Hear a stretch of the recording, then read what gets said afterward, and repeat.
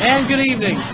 Today is Friday, October 31st, 2014. It's Halloween night, and we are here live at Port Allen High School for tonight's homecoming game in this District 7 3A matchup between the visiting Glen Oaks Panthers and the Port Allen Pelicans. I'm Eric Hatfield, and I'm here joined by Gerard Piper. Oh, yeah. How's everybody doing? Happy Halloween to all the listeners that's out there. I'm very happy to be here. It's kind of a chilly night. Has the wind blowing a little bit. I wonder how that's going to affect the game. I'll tell you what. I don't think it's going to affect the outcome of the game if present trends continue. This has been a very difficult year for what's normally a very proud athletics program over at Glen Oaks High School. Now, when you think Glen Oaks athletics, the first thing you think is basketball, but their football team has been very proud too, but they're having a tough year. They are 0-8 right now, 0-4 in district play. They lost a tight matchup to Baker, 22-27, but have otherwise been lathered by most of their district opponents this year. It's been a really tough year for the Panthers.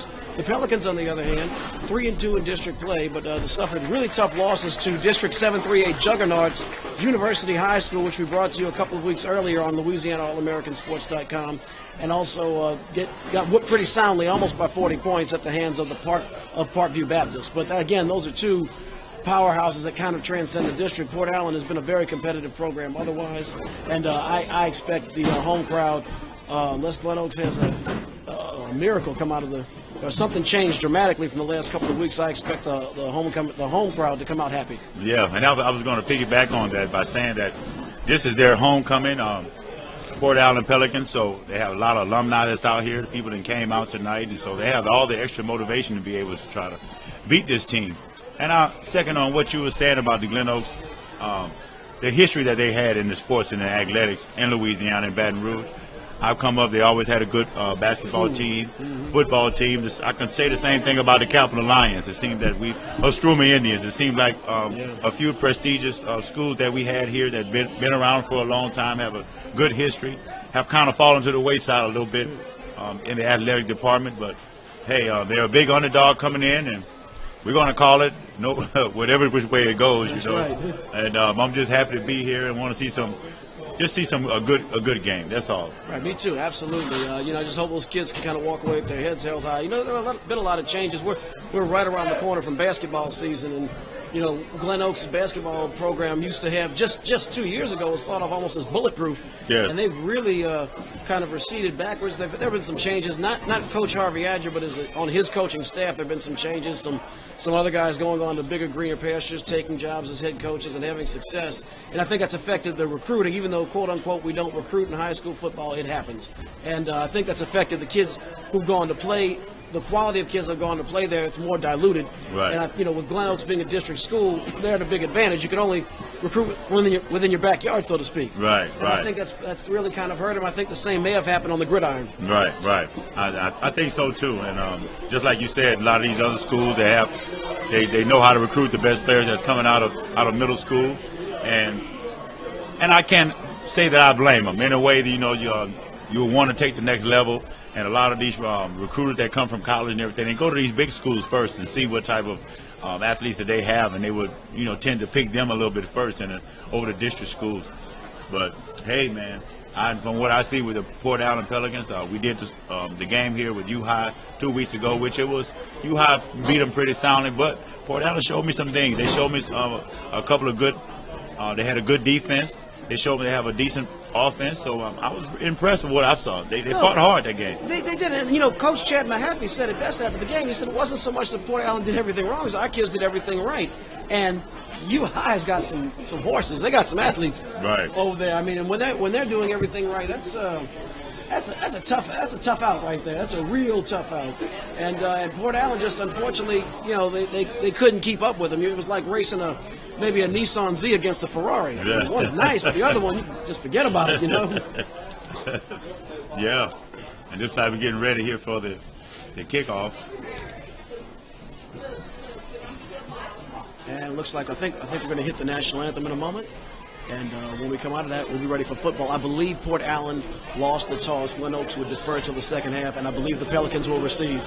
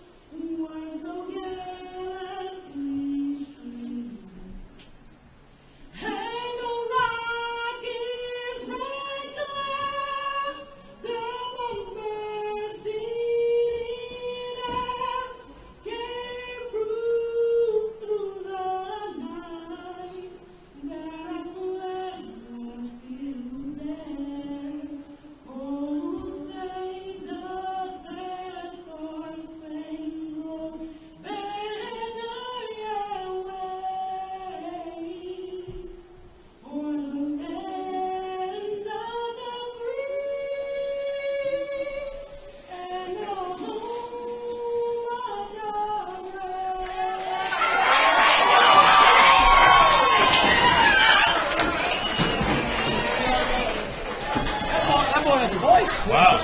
He's got a voice. Yeah, he fooled me that time. Yeah, I had to take a second look. Yeah, I thought he was lip syncing at first. Yeah, it's that golden tunes coming out of there. Yes, indeed. Yes, we indeed. see a lot of young people sing the anthem, and none of them, to my knowledge, are professionals yet. But some are better than others. Right, and right. Some are a lot worse than others. That was outstanding. That's the best one I've heard probably all year. Oh yeah, that was amazing. I had to take a double take. I thought it was a female. Me too. Yeah. He's had golden tunes coming out of that boy. That young man's got a future. He's good. That boy's gonna take him somewhere. He's good. But what a way to start off the game and give the team some motivation and energy. In the mood too. Exactly. Yeah, I'm ready for football, man. Oh yeah, let's go. All right, so here come the Pelicans onto the field. Here come the Glen Oaks Panthers onto the field, folks. And we're ready for the game of the week on Louisiana AllAmericanSports.com. Kicking off for the Panthers is Kenoda Welsh, 5'7". He's a freshman. He's a picture. I only have 2 copies. Kicking off is Kenoda Welsh for the Pelicans. Doggone it, I did it again for the Panthers. And here we go. And we're off. And it is fielded really short at about the 35-yard line. Oh, boy. And he's almost in midfield already. That was Devin Hammond. And we saw a lot of doses of Mr. Hammond last go-round. And Hammond already has the home team in enemy territory to start the game. First down, 10 yards to go for the Pelicans. Great run back right there, Eric. Got the ball all the way to the 47-yard line. So great run back. It was a short kick, but he was able to corral it and do something with it. So good job. We've seen Devin Hammond when the passing game is sputtering under Alex Hebert. We've seen him come in and deliver a quick spark on the ground. So we'll see what we have coming here. But right now it's 1st and 10. Hebert, bunch formation. Looks like a wing formation. There's the handoff. It's a sweeping reverse to number 12. Ken Broussard. We called his name a couple of times against U High. And he's going to pick up about maybe 5 yards. Yep, it looks like the official standing at the 42-yard line. It'll be 2nd and 5 for the Pelicans. Great conservative play to come out and give a little sweep and just kind of see what the Panthers are going to show. And so I thought that was a good play call coming out of them. I agree, Joker. I mean, you don't take any unnecessary risks, especially when you have a lot of advantages over your opponent. You have a better record. You're at home. It's homecoming. Hebert hands off. Right up the middle, that's a first down, then some by Kevin Ransom. Didn't see a whole lot of him against U High, but I guess we're going to see a little bit of him tonight. But, they're at home. It's homecoming. You have the crowd really fired up. You have a better record. And when you're like that, you see an opportunity for a win. And you're almost like a shark that smells blood in the water. Yeah. I agree totally. Another first down. They're all the way out to the 37-yard line. There's the handoff. Gets the ball. Big. To Ken Broussard. Breaks one tackle. Gets all the way down to the 21-yard line. What a run. Before I can even reset your screens at home, the Pelicans have another 1st and 10. Ken Broussard made that look easy. That hole just parted like the Red Sea. Yeah, he made that happen. It seemed to be kind of, they're coming out of the huddle now. They started out at a faster little pace. And like I said, I don't think that they're going to underestimate this team. It's like they're just going to drop the hammer right on with the run game. Exactly. They're like, look, we're not going to pass until we have to. Usually they are respecting they're respecting the ability of the Pelicans to at least, close passing windows. And I'm sorry, I said it again. They're respecting the Panthers' ability to close the passing windows and stop deep plays down the field. 2nd and 8 yards to go, ball up to 19. Yeah, that was Alex Hebert with a keeper that time. But he fell forward by 2 yards. He's going to bring up 2nd down here. Here comes Hebert up to the line of scrimmage. Standard I formation, or actually more like a strong I. Hebert is going to hand it off, and there he goes around the right side. DeMarcus Franklin still on his feet inside the 10. He's got another first down. It'll be 1st and goal for Port Allen. Another good run. Using another quality back. He got the ball all the way down inside the 5-yard line. So they came out with 4 straight running plays and was able to move the ball all the way from midfield all the way down to the 5-yard line. Very impressive. Kind of reminds me of that LSU game on that game on that go-ahead drive. They only threw the ball like twice. Yes. But if the runnings work, make them stop you first, and that's what the Panthers are not stopping the Pelicans. And there's Franklin. He's in for the touchdown. DeMarcus Franklin, a 4-yard run up the middle, touchdown Port Allen, and the Pelicans strike first blood. 6-0 Port Allen. Wow, wow. They came in, went right through the middle that time.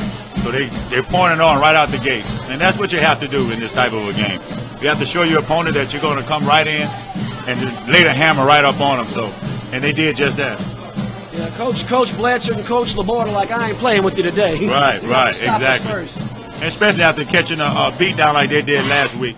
I think they wanted to pay that. Allen, the spark plug with the old school straight ahead kick, and it went straight through the uprights. Now, if you remember the U High game when he came out to kick an extra point in, it looks like one almost went out of bounds, and the other just kind of sputtered. He went old school, just planted his foot, kicked it straight toe, and it's good. And it was good. It actually was a very nice kick. It was high up.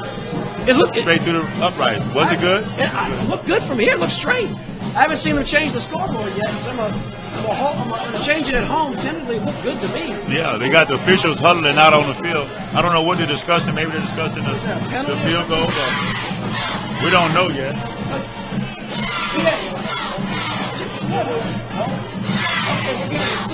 No good. I'll tell you, that's the benefit of perspective.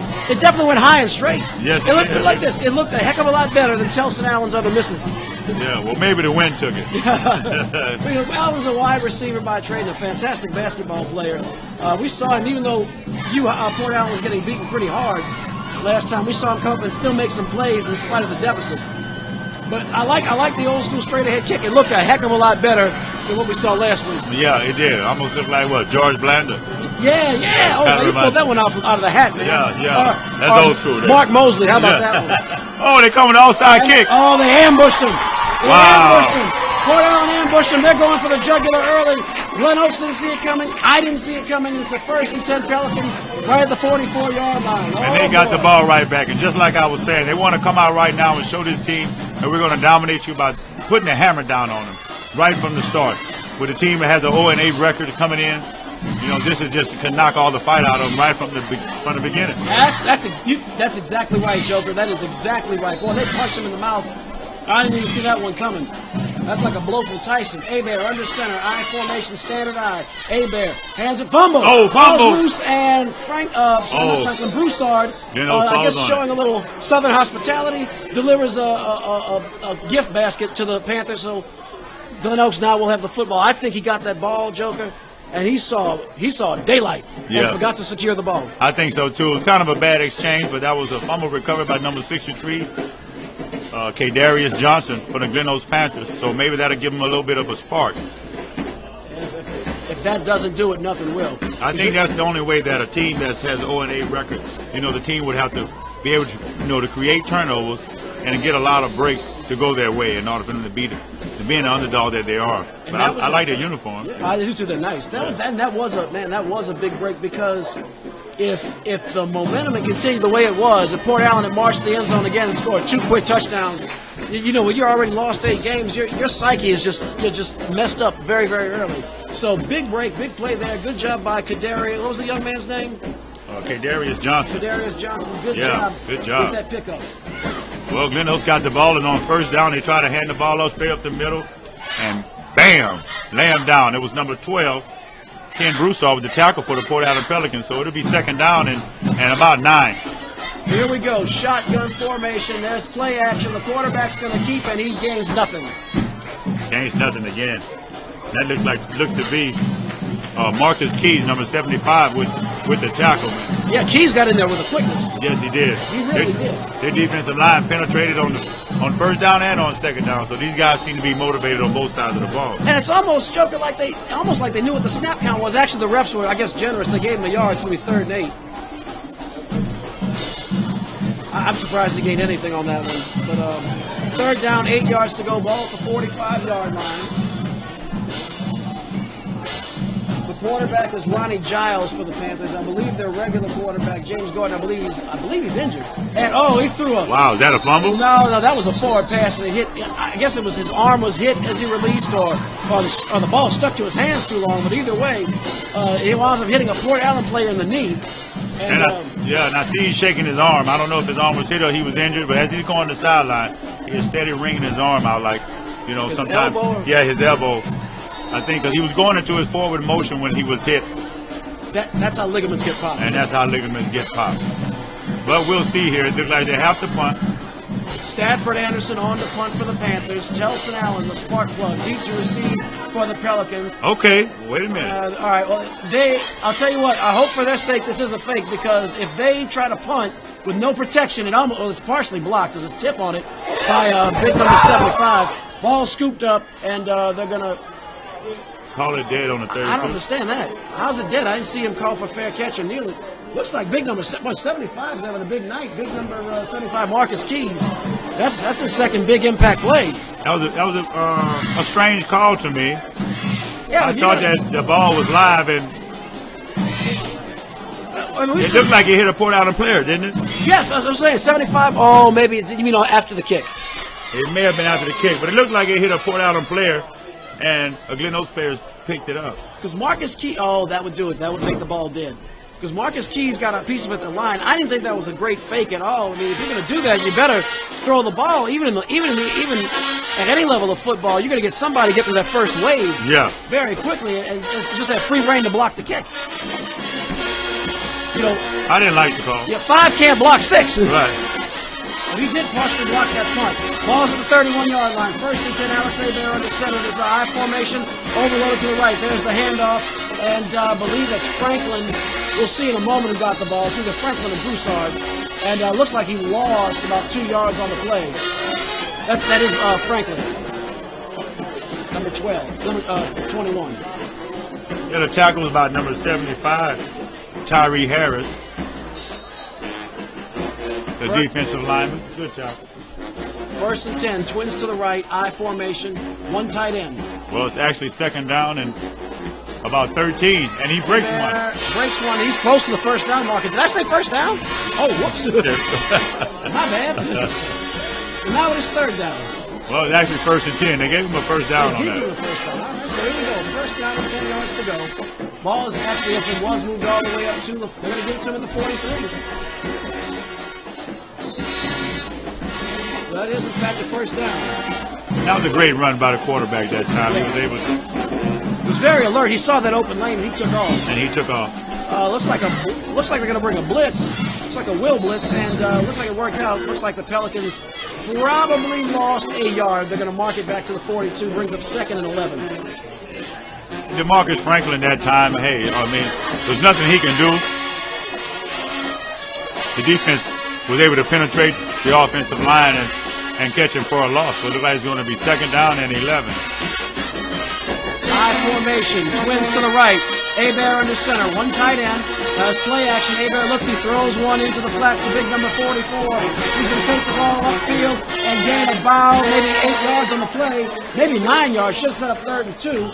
Actually, I don't have a license on that truck for number 44. I don't have a number for that call ID either. Yeah, but you know what, though? What he did do was move that ball. And that's going to bring us a 9-yard game, brings up 3rd and 2.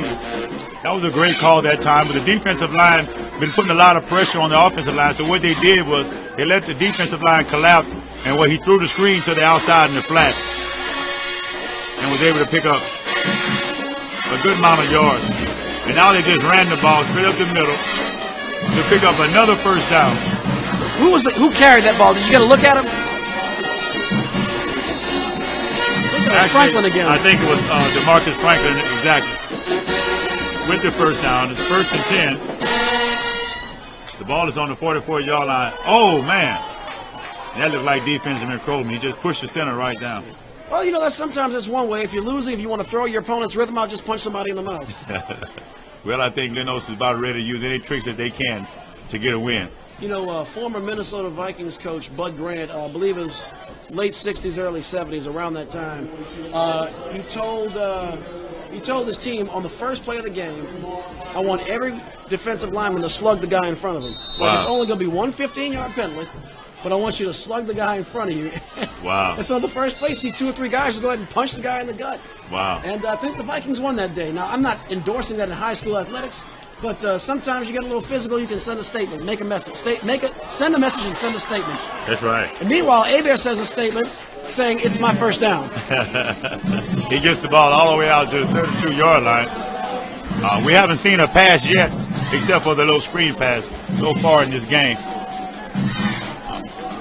That was effective the one time they ran it. It looked like all the linebackers bit on the other direction on the play action. Oh, yes, he did. They've been using a lot of misdirection. They've been running the ball on the near side and also on the far side. First down, 10 yards to go, ball at the 31-yard line. Here come the Pelicans. I formation, standard I, balanced receiving. There for the end zone. Telson Allen, touchdown! Telson Allen, the spark plug, providing another spark for the Pelicans. A 31-yard touchdown pass from Alex Hebert to Telson Allen. And with 6:05 to go, the Pelicans have extended their lead to 12-0. And that was a great throw, Eric. He got protection, and he was able to sit back there, and he saw Telson Allen one-on-one coverage on the near side, and he placed the ball exactly where it needed to be. And receiver was able to actually take a step in and judge the ball right on time. And it was a great move by the wide receiver, actually. Telson Allen's got excellent vision. I'm really impressed with this young man as an athlete. Like I said, if you like watching football, you ought to see him play basketball. College recruiters, if you're listening, Telson Allen, number 81 in football, number 25 in basketball. You need to take a look at this guy. It's pretty good. The two-point conversion is good. That was Alex Hebert on the keeper on the right side. Now he was able to score 14-0. So, Joker, back to your point you're making, his vision was so good on that pass. It's like he was blocked into the ball. And Hebert, if this was a game of darts, Alex Hebert threw it and hit the bullseye. He threw it at the bullseye. He put it in a place where only the receiver can get it. And what the receiver actually did was he kind of stopped short to kind of make the defensive back not know how to react, and he was able to get separation. And it was an easy catch. It was actually, it was great to watch. That was a high football IQ play by both of those young men. Yes, it was. Looked like they practiced that quite a bit. So here we go. So the 48 Glen Oaks faithful made the trip across town here to Port Allen, across the river. I'm going to ballpark, I guess, 500 people in attendance for the Pelicans tonight. So good, healthy crowd. And again, Glen Oaks that's not a short drive. So kudos to the parents and friends and teachers and folks that came all the way across the river to support these kids. Yeah, kudos to them. And they don't really have that many that came to support them. And, it's like when you're winning, everybody loves you. And when you're 0-8, people sometimes don't want to come out and support you. They're kind of on the bandwagon, but here we go. Glen Oaks got the ball. That sounds like a P. Diddy song or something, when you're winning, everybody loves you. That sounds very familiar. I can't place it, but it sounds familiar. That's right. Hey. Ronnie Giles with the run back to the 35, 1st and 10 Panthers. Oh, yeah, and I know Nelly said, he's number 1, 2 is not a winner, and 3 nobody remembers. So, Yes, indeed. So when you're 0-8, they really don't remember, You're 0-8, you're trying to not remember. Right. Exactly. Well, we're going to give Glen Oaks Panthers a little bit I'll give them a little bit of credit. They got some good uniforms. They do have some nice uniforms. Oh, yeah. I like their uniform. I like the helmets, too, with the big G on the side. Yeah. And that's a handoff around the right side by Stafford Anderson, and he's going to lose a couple. They're going to mark it back to the 33 and bring up 2nd and 12. Yeah, 2nd and 12. Great tackle. He was able to catch the running back in the backfield and hit him for a 2-yard loss. And there's the handoff up the middle, and Anderson will get back. Looks like to the original line of scrimmage, maybe a yard beyond. They're going to mark it at the 33, and that will bring up 3rd down and 8 yards to go. That was Stafford Anderson, the running back with the Glen Oaks Panthers. But right now they seem they can't move the ball. There's a new quarterback in for the Panthers, number 15, Eddie Harris. Now, I saw Giles return the kickoff, but maybe it was just a problem with his throwing arm. Harris puts up a duck incomplete, skips away, and that should bring Stafford Anderson on the punt. Yeah, that pass was intended for number 2, Christian Bell, but he's short on it. I think Eddie Harris is a freshman. Oh, wow.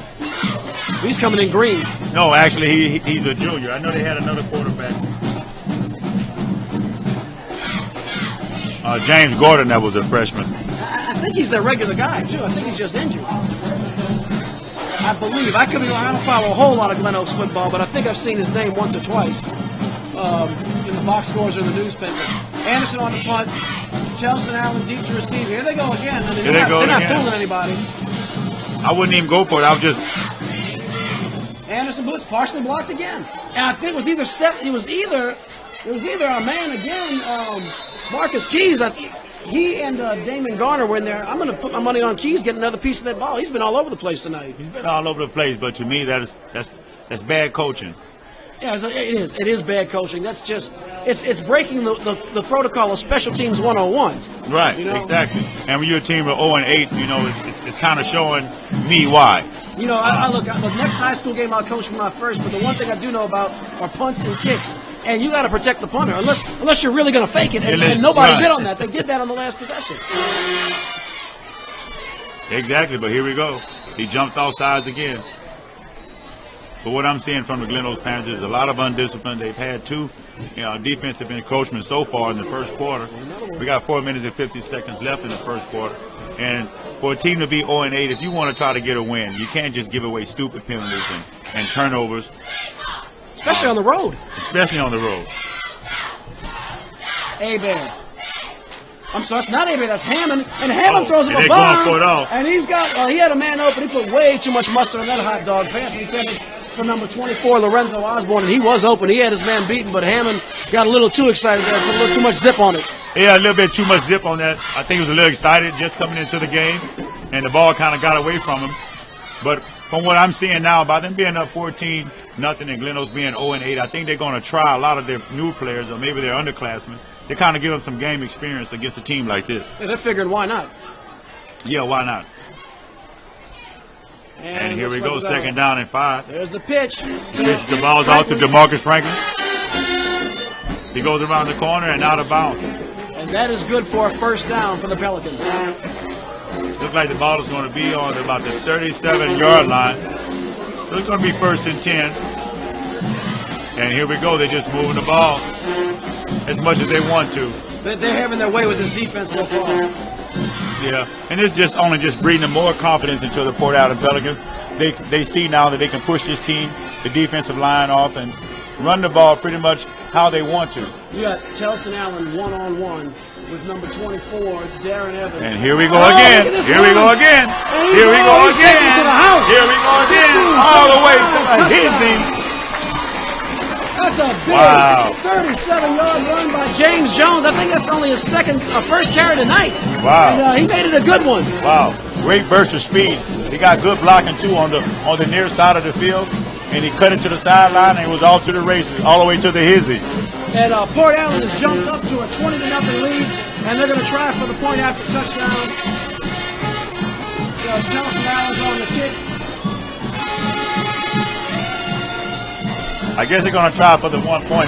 I would go for 2 for every possession now, but you got to get your guy. Well, I mean, they're getting some practice. Okay, and that's more like what we saw last week. Now, Joker, you have convinced me. I think they probably should consider going for 2. But it's not like they have anything to lose. Maybe get a little practice. I mean, the first kick, it looked nice. It looked better than that. Right. It did actually. The first kick actually was. He kicked it up real high and looked like it was good to us, even though we saw it on the near side of the field. But that kick almost hit the middle right pylon in the back of the end zone. Right. But it's 20-0 now, so no harm. At home, homecoming, everything is going good for the Port Allen Pelicans. Everything that they have done so far seems to have been working. They've been running the ball. They've thrown screens. They've done sweeps. They've done eye formation.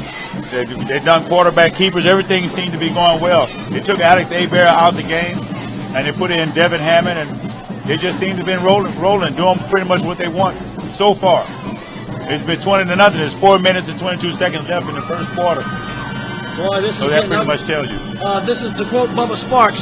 This is getting ugly. Yeah, this is getting ugly. Telson Allen set to kick it off. Deep to receive is Giles. And there's the kickoff deep. Ronnie Giles fields it at the 15, he's to the 20.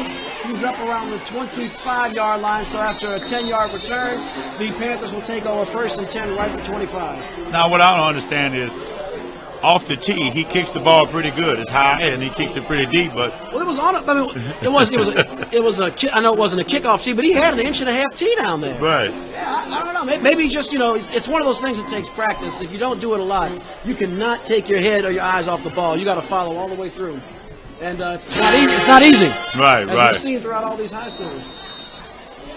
Yeah, it's not easy. What I'm seeing now, they can almost take their varsity out and put in their second string and get them some game time experience. It's getting to that point. It looks like it's getting to that point now.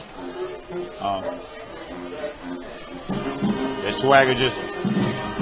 Harris runs around the left. He looked like he was thinking about pitching out. I thought he had an alley. He's going to gain about 3 or 4 yards, though. Going to gain 4.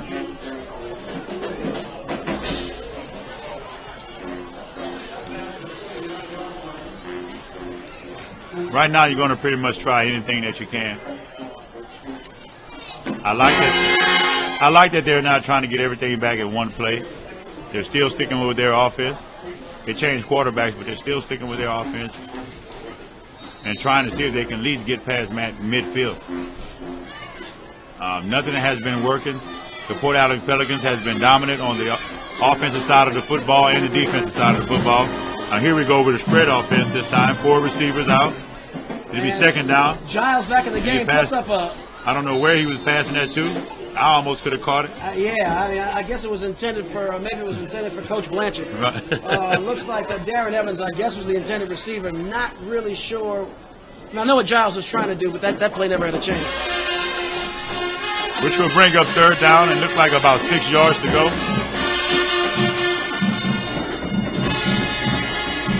So 3rd and 6, ball 29-yard line. And if I'm going to try something like that, I would throw the ball out into the flat. Hey, I'll just go a fly pattern and let me try to see if we can get a big play. I mean, he directionally threw it about 30 yards, just sideways. And right. If you mess that up, that's pick 6 all over it. Exactly. So now it's Giles back in the game, shotgun formation. Let's see what they do here. He steps back, rolls up. He's going to try to run with it. He got a lot of room to work with. He's at the 40. He got a lot of room to work with. 45. He's near midfield. Giles still on his feet at the 48-yard line. So after a very challenging first quarter, Glen Oaks gets their longest game of the night with a run by Ronnie Giles. And that is a 33-yard gain as they get all the way inside the Pelicans' 48-yard line. We have an injured player on the field. I'm trying to get a number on that caller ID box. Yeah, I can't see it very well either. Looks like 63. Looks like 63. Kadarius Johnson. That's too bad. That was the young man that made a very heads-up fumble recovery earlier, and I hope it's just a little bump on the noggin. Yeah, let's hope so. But that last play that they ran, it almost worked for them in a sense,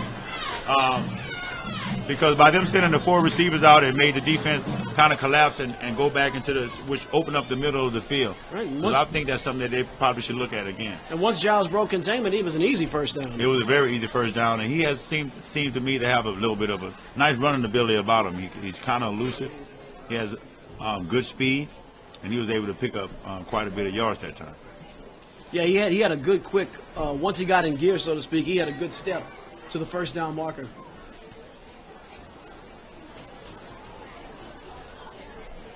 And looks like they're helping him up. Yeah, we're helping him up. We hope the young man is okay. He seemed to be walking to the sideline. That's Kadarius Johnson, ladies and gentlemen.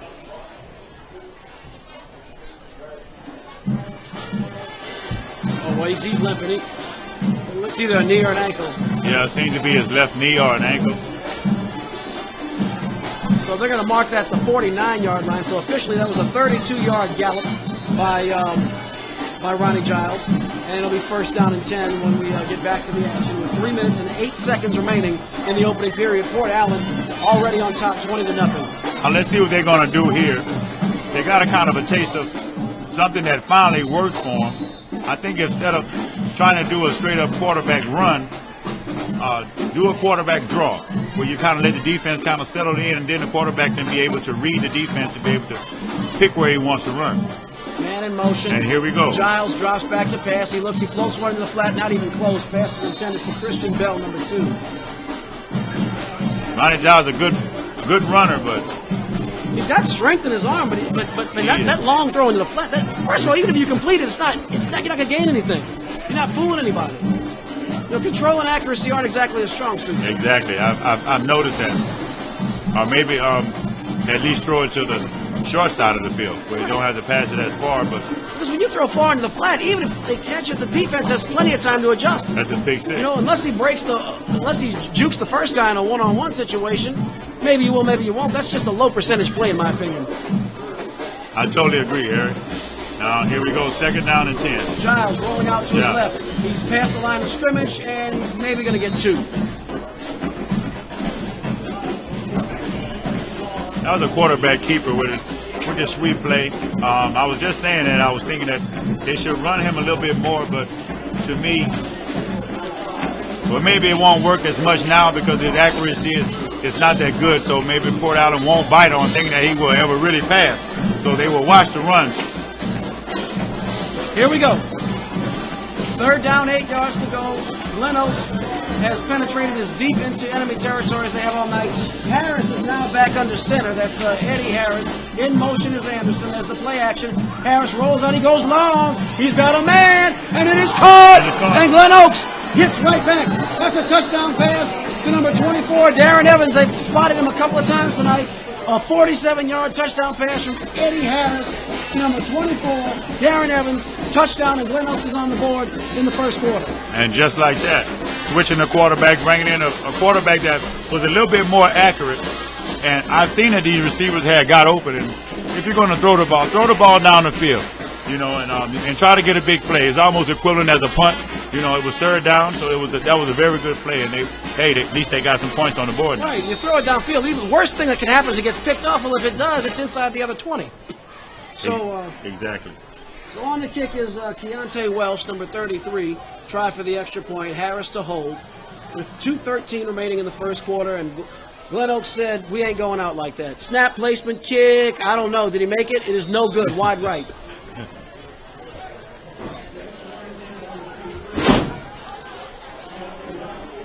And I commended Glen Oaks Panthers for sticking with their game plan and not trying to get it back in one play, and they kind of inched it forward. They got a big play from Giles, who got it across midfield, and they was able to catch Port Allen slipping a little bit. That's right. And go down the field, and it was wide open. And, you know, Darren Evans had run open a couple of times, but they didn't see him or they had no chance of hitting him. So that might be a clue as to Glen Oaks' clawback strategy. Was this new edition? Yeah, that's that new edition. Yeah. Oh, yeah. We're checking out the band here. I can't say that Glen Oaks has a nice band. They've been playing some nice little tunes I've been kind of noticing. Go back to the old school. It sounds pretty good. That brought me back to the video. You know, they do the little steps that, you know. If it isn't love, you know what I mean? You hear about NSYNC and 98 Degrees and Backstreet. Yeah, my favorite boy band is New Edition. It's New Edition. Screw all. What was the other one? New Kids on the Block? No, New Edition. That was the real boy band. That's right. And then they branched off. You had Bobby Brown. Right. You got Johnny Gill. You got BBD, Belle Biv DeVoe. Even Ralph Tresvant did a little something on his own. Right. Which was funny. I always thought Tresvant had the best voice, a little high. Me too. Michael Jackson-esque voice, but when he went on his own, he just plummeted. Right. And Bobby just took it over to the bad boy image and my prerogative, you know. And they have a nice alumni, nice family tree. That's a high kick, and it's caught. And Jones there you go. The field. There you go. 35. There you go. 35, there you go. 25, 20, 15, 10, 5. Wow. Touchdown. And that, folks, was a 68-yard kickoff return for a touchdown by James Jones. And all of Glen Oaks' hard work on that last drive was erased just like that in 12 seconds. In 12 seconds. This guy, James Jones, is electric. It's the second electrifying run that he's had tonight. They need to get this guy the ball more. He's a real playmaker. Yeah, because that touchdown, that run he had, he busted one early. Wow. He saw daylight, and he was just gone. He was gone. He hit the sideline, he was gone. There was no catching him. And what a way to be able to strike back and kill the confidence that Glen Oaks Panthers had just got with the big plays they just hit. So in this defensive struggle, the score is Port Allen 26, Glen Oaks 6. Just a mere 32 points scored in the 1st quarter of play. If there was an over-under on this game and you're a gambler, you definitely would have to take the over. Just on the Pelicans alone. Exactly. Wow. Yeah, they killed any kind of confidence or any type of momentum that the Glen Oaks Panthers had. The Pelicans just killed it. We're going to see if they're going to line up for the 2-point conversion or they're going to try the extra point again. It's looking to me like they're going to try an extra point. I don't see Chelsea Allen out there. Oh, you don't see number 12? No, Allen's the kicker, yeah. He's 81. That's Broussard out there. Yeah. No, looks like they're going for 2. Looks like they're going to try to make up what they lost on the midpoint after. I would go for 2. Good call. The offensive line has been pushing these guys around. Sure. They've been able to do pretty much what they want to do. Why not go for 2? And Hebert hands the ball. Broussard, and he makes it in. It's good. The score, Port Allen 28, Glen Oaks 6. You're watching Port Allen Pelicans football on LouisianaAllAmericanSports.com. Yeah, boy.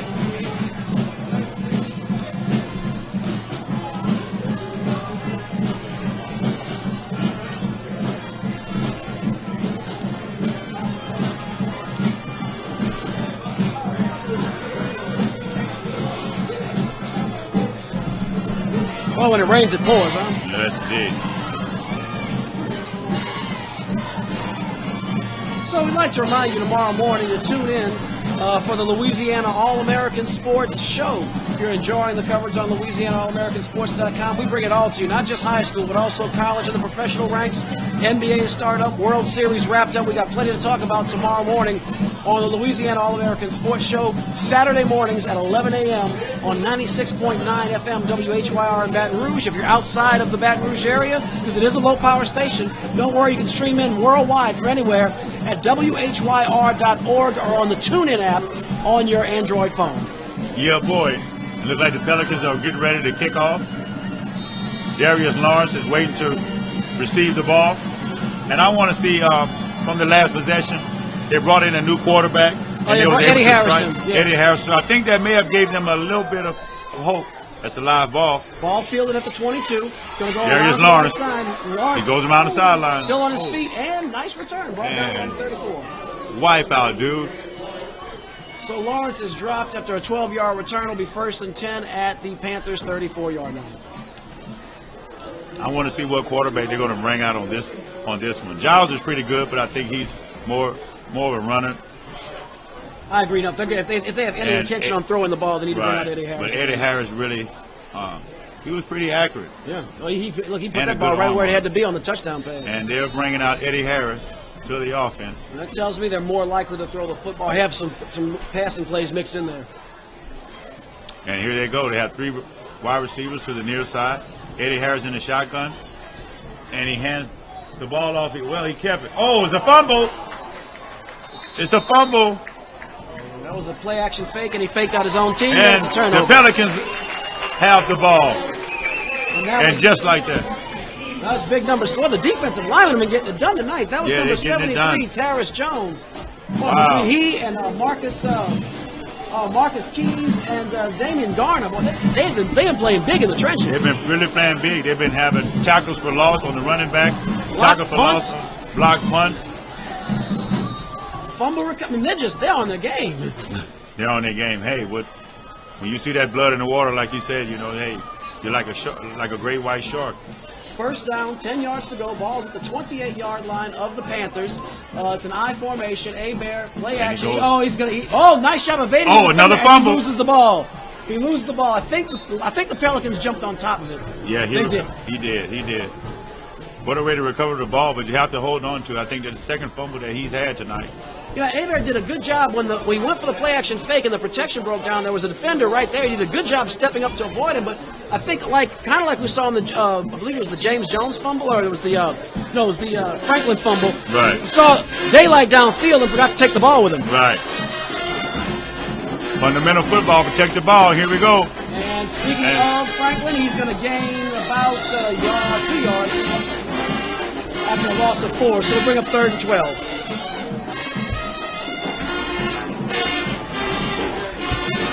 I thought that was a good conservative call coming out, because at the first down, it looked like they was going for the juggler. They was going to try to hit a big play with Chelsea Allen, but he was stopped for a sack. So second down, they came back with a running play, was conservative. So here it is, 3rd down. He hands the ball off to Ken Broussard, and he gets some nice little amount of yardage back, but you're going to bring up 4th down and maybe about 6 yards. I would expect them to probably go for it. We know they don't have anything in the field goal game. And frankly, they haven't been too shabby on offense. I'm not sure if they're going to get this play off or not. And they're not. That's going to be the end of the first quarter with the score. The Glen Oaks Panthers trailing the Port Allen Pelicans 28-6. You are watching Port Allen Pelicans football on LouisianaAllAmericanSports.com. Yeah, boy.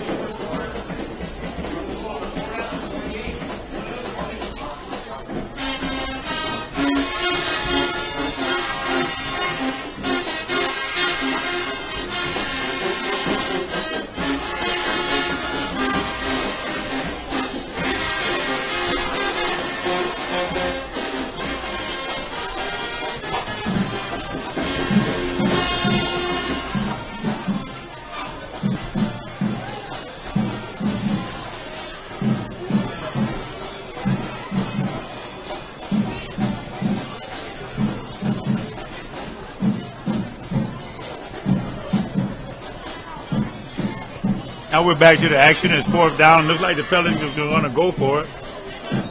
We have Alex Hebert under center. 2 wide receivers set. We got DeMarcus Franklin in motion. We got a penalty flag on the field. I think it's against the Pelicans. I think. No. Well, it looks like it's against the Panthers. They've helped them out a little bit now. It's 4th and short. Wow. That looks like it was defensive encroachment. I think that's the 3rd defensive offside that we've seen tonight. You cannot do that. Now it's 4th and 3. It was 4th and 8. You had a chance to stop them. And now it's 4th and 3. You've helped them out a lot. Hebert on the center again. Split receivers. We have Ken Broussard in motion. And here he goes, right up the middle. Touchdown, Port Allen Pelicans. Oh, the route is that was on. Ken Ransom with the touchdown. What a play. What? That's bad. I think is that 8? Yeah. Oh, yeah, that's number 8. You're right, my bad. Once again, if there's an eyewear sponsor out there, I'm your guy. Great job by Kevin Ransom. He saw daylight, and he hit it hard. And they're going to try Telston Allen again for the extra point. Maybe the 3rd time's the charm. Maybe so. That was a 21-yard run by Ransom. 21-yard scamper, and wow, he broke through that hole. And okay, that's good. All right, Telston Allen got that one. I know my eyes didn't deceive me that badly. Let's split the uprights. We got that one. I saw that one myself. He was good on that one. Pull the old Mark Mosley straight leg kick. Yeah. George Blanton, that was a good one too.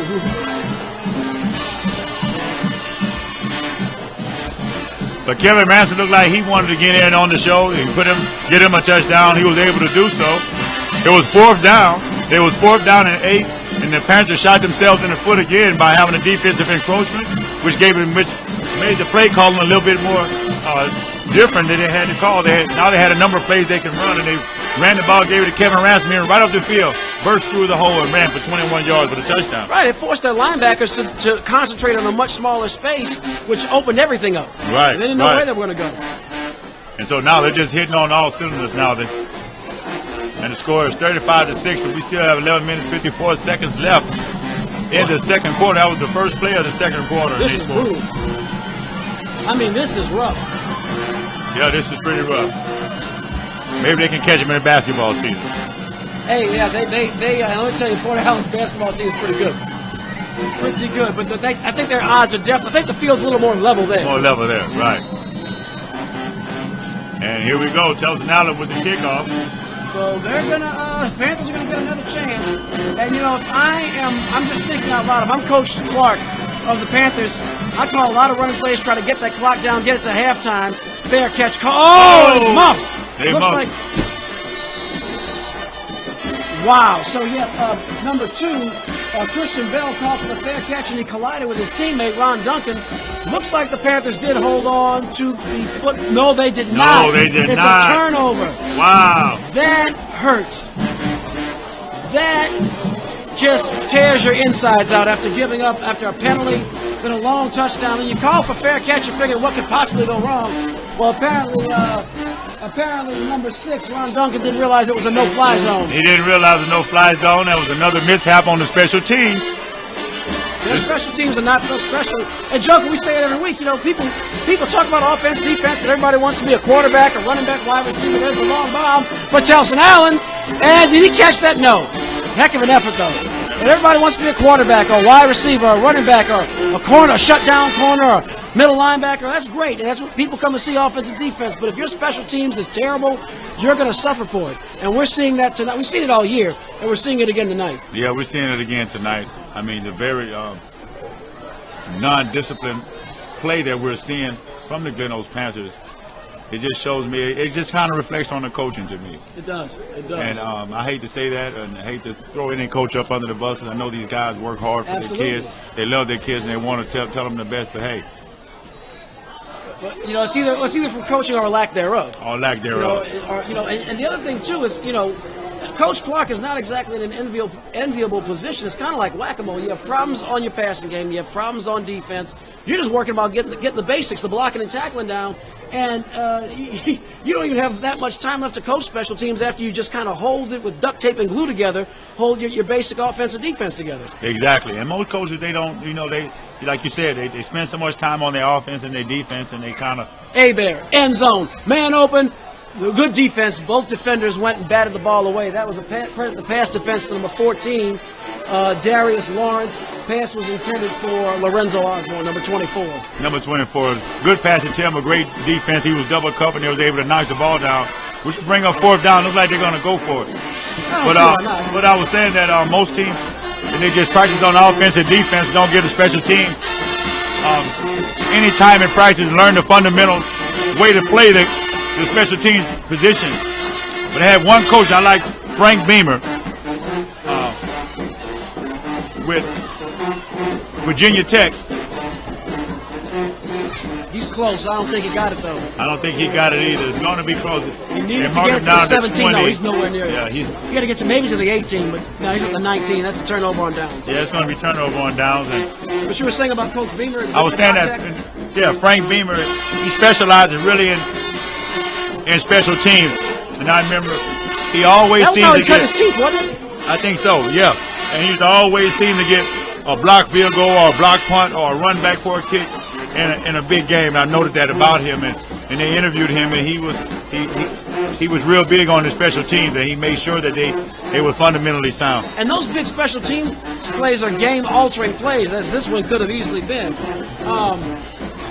You gotta find somebody who's focused on it. Then you gotta get certain players that are focused on it. It doesn't have to be freshmen and sophomores. Doesn't have to be your starting quarterback. Doesn't have to be your biggest guys. You can get kids that just know what to do as the long bomb goes down the field and tipped from not from Eddie Harris.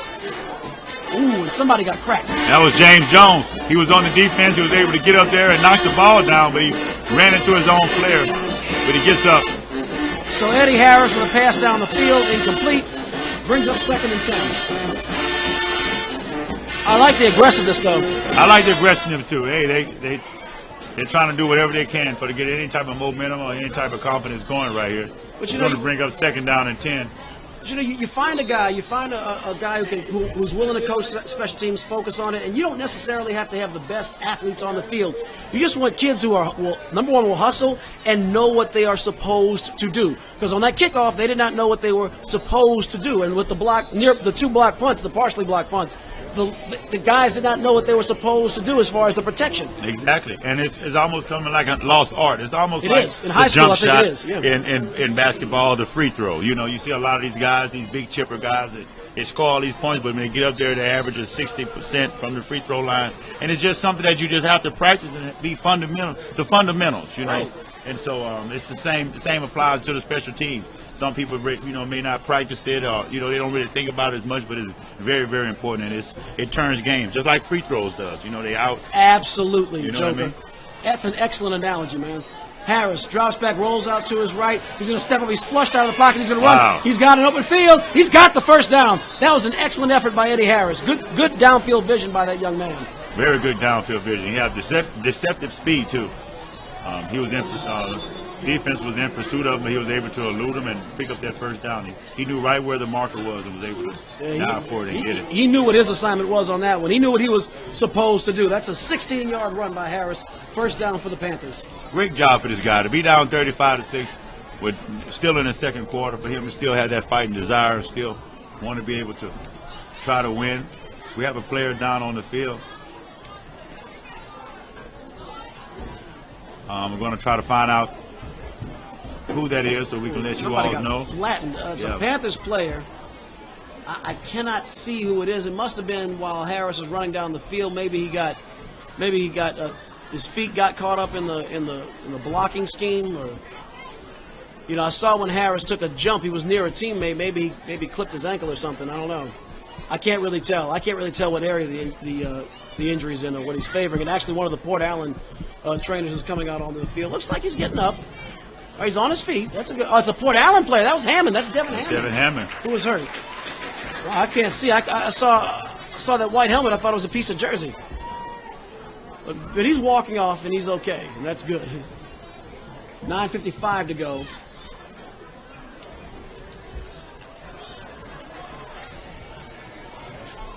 In the half. It's going to be 1st and 10. Ball's on the 32-yard line of the Panthers.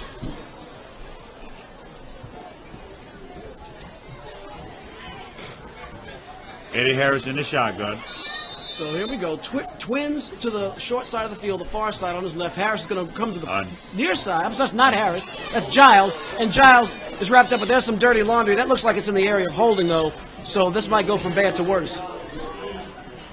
As Ronnie Giles tried to run, he had nowhere to go, really. Yeah, he had nowhere to go. And, hey, right now you have to do anything you can. You have to hold, scratch, claw, or whatever. Being in the hole like this, being overwhelmed by the defensive line. They've been getting tackling in the backfield. They've been getting tackles for losses. So I think that, hey, you're going to grab them. Sooner or later, you're going to hold these guys. But these guys are just busting through there and breaking up everything you're trying to do. They are really having some kind of way right now. They're probably feeling some kind of way, and Port Allen is having some kind of way with the Glen Oaks Panthers. It'll be 1st and 18 after the 10-yard holding penalty with 9:25 remaining in the half. With 9:25 remaining in the half, I think, and now I see the fat lady, she has arrived. She hasn't got out of her car yet, but she's here. She knows she's going to be in action soon. Right. She's already, you see guys warming up in the bullpen in baseball. She's getting that with the lemon spray, and stretching out her neck or whatever it is, and looking at herself in the mirror, make sure her hair and makeup is right, because she's going to be put into action really soon. Oh yeah. And she's eating something too. She's a big woman. So, she got some pasta. You know what I'm saying? Or some eggplant parmesan. She's got a date at Ruth's at Rufino's afterwards. Right. And she's ready with it. She's ready. So with that break in the action, I'd like to remind you to join us tomorrow morning on the Louisiana All-American Sports Show on 96.9 FM in Baton Rouge. If you're outside of the Baton Rouge listening area, get a weak signal, you can tune in from anywhere in the world at WHYR.org. That's WHYR.org. Or from the TuneIn app on your Android phone. That's Louisiana All-American Sports tomorrow morning, all Saturdays at 11 a.m., 96.9 FM. Yeah, boy. Back to the action. It is 1st down and 18 yards to go. They have Eddie Harris back in the game, which I think is the right choice.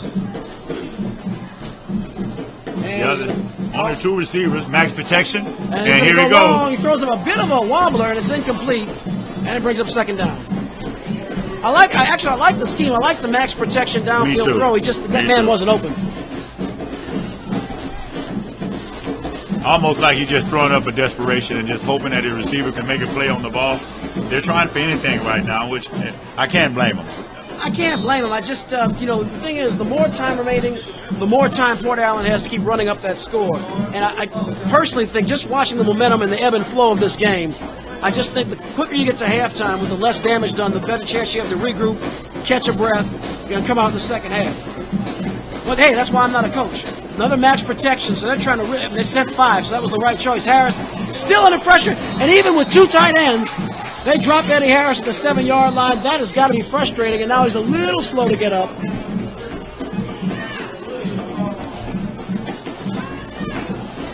We'll see where they spot it. They're going to be a little generous. They're going to spot it at the 10-yard line. That's still a 14-yard loss on the play. Wow. And that is going to bring up 3rd down and a light year. Wow. That's going to bring up third down and 32 yards. About 32 yards. And it looked to me that he actually fumbled that ball on there, but I think they called him down. That's what I thought. I thought from where I was sitting, I thought they made the right call. I think maybe his elbow had hit before the ball did, or before the ball came out. I agree. So. That's what I thought. That's what I saw. And it looks like Port Allen might send the house. Nope, they're going to rush forward. There he is Steps again. up. Harris says, nowhere to run, nowhere to hide. Nice. Did he catch that? And we that may be a pass interference that's the on catch. the defense. It looks like number 24, Darren Evans made the catch. Looked like he made a nice catch low. So they might give him the forward progress, and he might have been held. And if he was, that'd be automatic first down. Well, if it's holding, it's not. If it's pass interference in high school football, I don't think that's the only automatic first downs in high school football. An officiator will explain this to me. He's calling a first down. So pass interference. Pass interference. Well, go ahead. Well, defensive holding is not a first down enough. No, but they're calling it. It's a personal foul. Wow. Unsportsmanlike conduct. And I don't think pass interference is automatic, but it's a 15-yard penalty from the spot of the foul. And from the spot of the foul, which is way downfield, that is a first down. Wow. So he gained about 15 to 20 yards on the play, maybe? I think about 20, yeah, because he was actually past the original line of scrimmage. I mean, it was a nice effort. In fact, it was from the start to 10. He got it around the 33, so that was a 23-yard pass completion. Wow. Plus and 15. From the spot, add another 15, they got the first down. Now they have the ball all the way out to the 47-yard line. Actually, they're bringing it back. Pass interference, defense.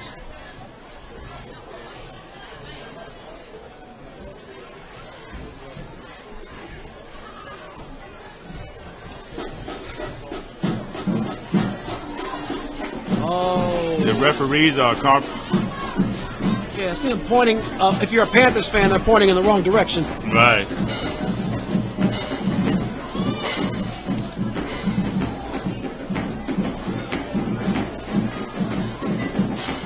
The referees are trying to get it together. They're talking it over to find out where the spot of the ball is going to be.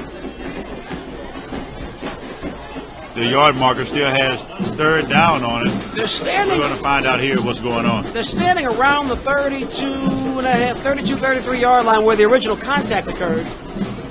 And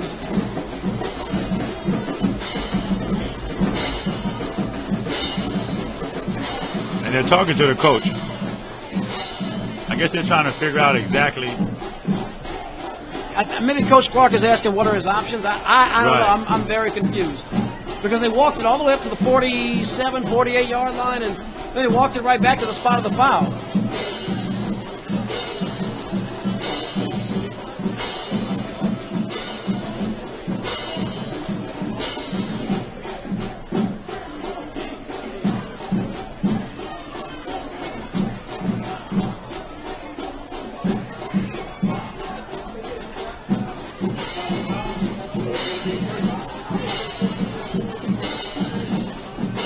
While the folks on the Port Allen side of the field are okay, thanks for the rest. Right. Thanks for the oxygen.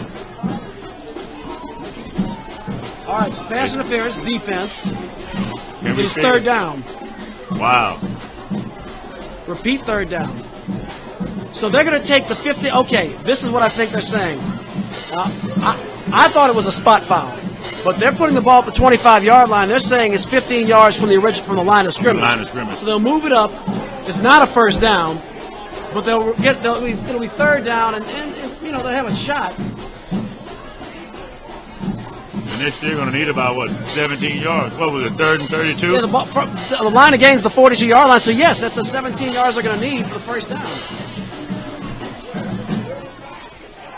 And actually, they're going to need more than that. Because if they had declined the penalty, it would have been a fourth down for third. And here we go. Harris steps up, rolling out to his right. He's coming to the near side of the field. He's going to take off with it. Slides. Oh, that could be a penalty, too. Yeah, that's off. That's close. He started to slide with his feet.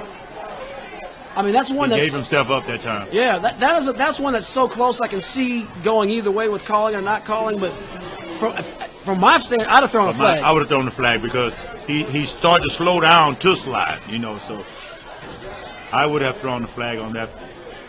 But hey, I'm not the zebra. I don't have on the stripe. I heard that, man. They're going to mark it up to about the 33-yard line. So he gained 8 yards on the play. It's a good effort, but the Panthers are not going to go for it. It's going to be 4th down and about 9 yards to go, and that's going to bring on Anderson. No, that's not Anderson punting. That's okay. You see Eddie Harris and Stafford Anderson back there. And they're going to get it to Harris. No, that's not Harris. Who is that? That's Brian Dungy. Brian Dungy boots in, no relation to Tony. And pretty good punt. That's the first time we've seen him in the game tonight. We're going to spot it at the 36-yard line. So Brian Dungy with a punt. Dungy. I'm going to say Dungy. It looks like Dungy. It's kind of hard. I can't tell what the G's supposed to. But anyway, got the punt of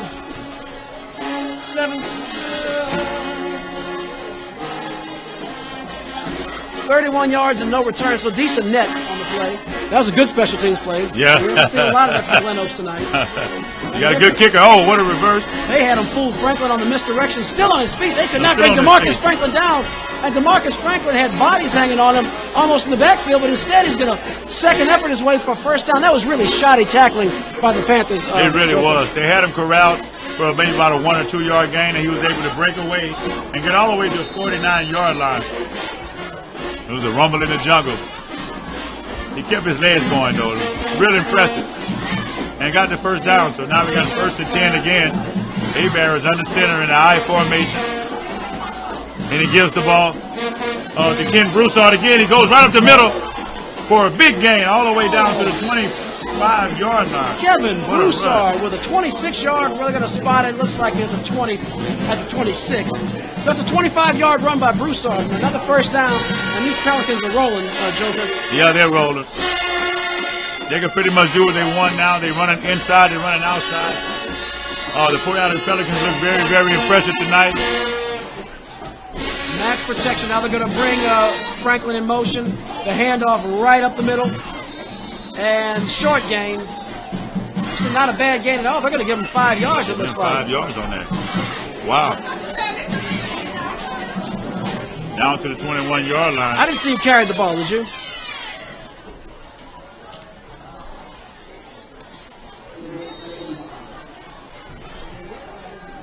I think actually that was DeMarcus Franklin on the last play.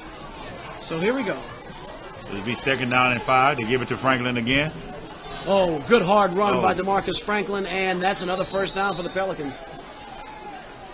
As they needed to get to the 16, and they're right. It looks like they're around the 13, maybe even the 12. Yeah, that's the first down. Now they're in the red zone. We got 6 minutes and 4 seconds left to play. 1st and 10 for the Pelicans. So they march on down to the 12-yard line of the Glen Oaks Panthers and have another 1st and 10, and they can actually pick up another first down. They can really wear this team down going into the half. And that's exactly what they're doing. They're bringing in fresh back. They're switching it up. They get the ball to Broussard. Then they come back and get the ball to DeMarcus Franklin. And here we go. And now that was Kevin Ransom again. Kevin Ransom just busted through the line. It looks like he had been like stalled, like they closed the hole. And he made his own hole and ran right through. What a run by Kevin Ransom. That's the second really hard run we've seen by Ransom. That was very, very, very impressive. This guy explodes through the hole. He sure does. And that was the second run that we've seen, their second big run that we've seen. We just call that man Moses because that offensive line, they looked like they was parting the Red Sea, didn't they? Yeah. Well, he did part the Red Sea as a sea of red helmets. And did he get over? Looks like he got that in. Delson Allen. Second extra point of the night for the Spark Plug. He's shown he's a triple threat. Oh, yeah. And the score. Boy, oh, boy. The score, the Port Allen Pelicans, 42. The Glen Oaks Panthers, 6. You're watching Port Allen Pelicans football on Louisiana All-AmericanSports.com. And Joker, I'm going to call time of death at 5 minutes and 46 seconds remaining in the second quarter. Right. The first half, these guys have put up 42 points. Very, very impressive. I think they may take their foot off the gas in the second half, run the ball a lot to try to get this win, celebrate their homecoming win. And congratulations to this. I'll congratulate them now. Like you said, you already gave the time of death. And so I'll start preparing the funeral on the way. And these guys can celebrate. But they did an outstanding job. Kudos to the coaching staff. First half, they even made a couple of extra points, which was very impressive to me. Telton Allen with 2 good kicks. Yeah, we didn't see that against U High. Right, we didn't. Wow. So it's Giles trying to return the kick. He breaks one tackle. At about the 30, and he's going to get it up to the 45-yard line. So a 15-yard return by Ronnie Giles.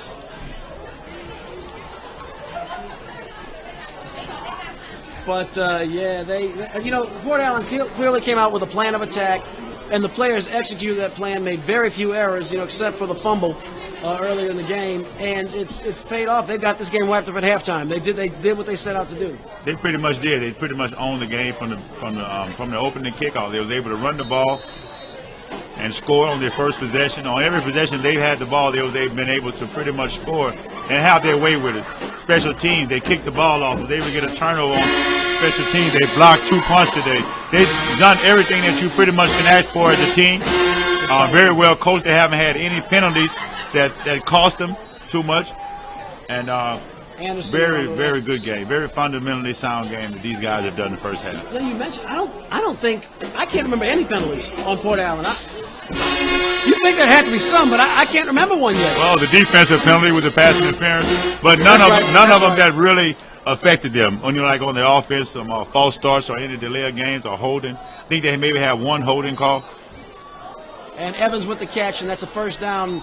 We haven't seen a lot of passes for first, really other than the touchdown pass.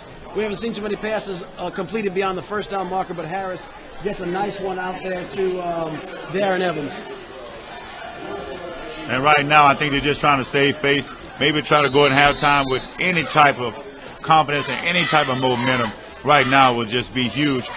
I don't think it would matter, but just for their own psyche, maybe next week. I hate to see this team. I hate to see any team not win not one game for the whole season. Right, but the way this team, is demoralizing to these young kids. So I would hope that these guys at least come out of this game with their heads held high. And they've got it up to the 35-yard line. It's just about a yard short of the first down. Which will bring up third down. But I want these guys to have their head held up high. At the end of the day, it's just football. It's a game. It's a build characters. Right. Look, they're still hustling. It's not like they packed in their truck and going home, but. And I've actually seen a couple of athletes on their team. I'm seeing some good players that they actually have on their team. And there's the handoff. Harris gives it. They're going to run it around the left side. No gain.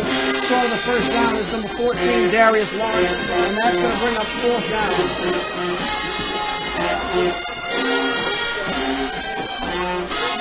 And they may as well go for it here. They have nothing to lose. Which is going to bring it down fourth down. Looks like about 2.5 yards to 3 yards. And they are going to go for it. Eddie Harris in the backfield. And, he should have ran it right there. But he sees somebody opening. And he got rid of the ball. Turnover on down. Yeah, I don't think he and Darren Evans were communicating well. He threw it to the wrong side. Evans was breaking inside. He threw it to the outside. Turnover on downs, 1st and 10, Port Allen. And he had an opportunity right there from when I saw that the middle was open. But he hesitated from running the ball to be able to try to get close to the first down. And him and the receiver were not on the same page. And he threw the ball out in the flat, and the receiver looked like he was on the inside. So, another mistake by the Panthers. It is possible. I don't think Coach Blanchard's going to run up the score, but it is possible. They get a touchdown or two. They could have 50 at halftime. The Pelicans could have 50 at the half. Exactly. And that's what I was looking at. It was like 42-6. One more touchdown there, which I don't see no reason why they couldn't do it.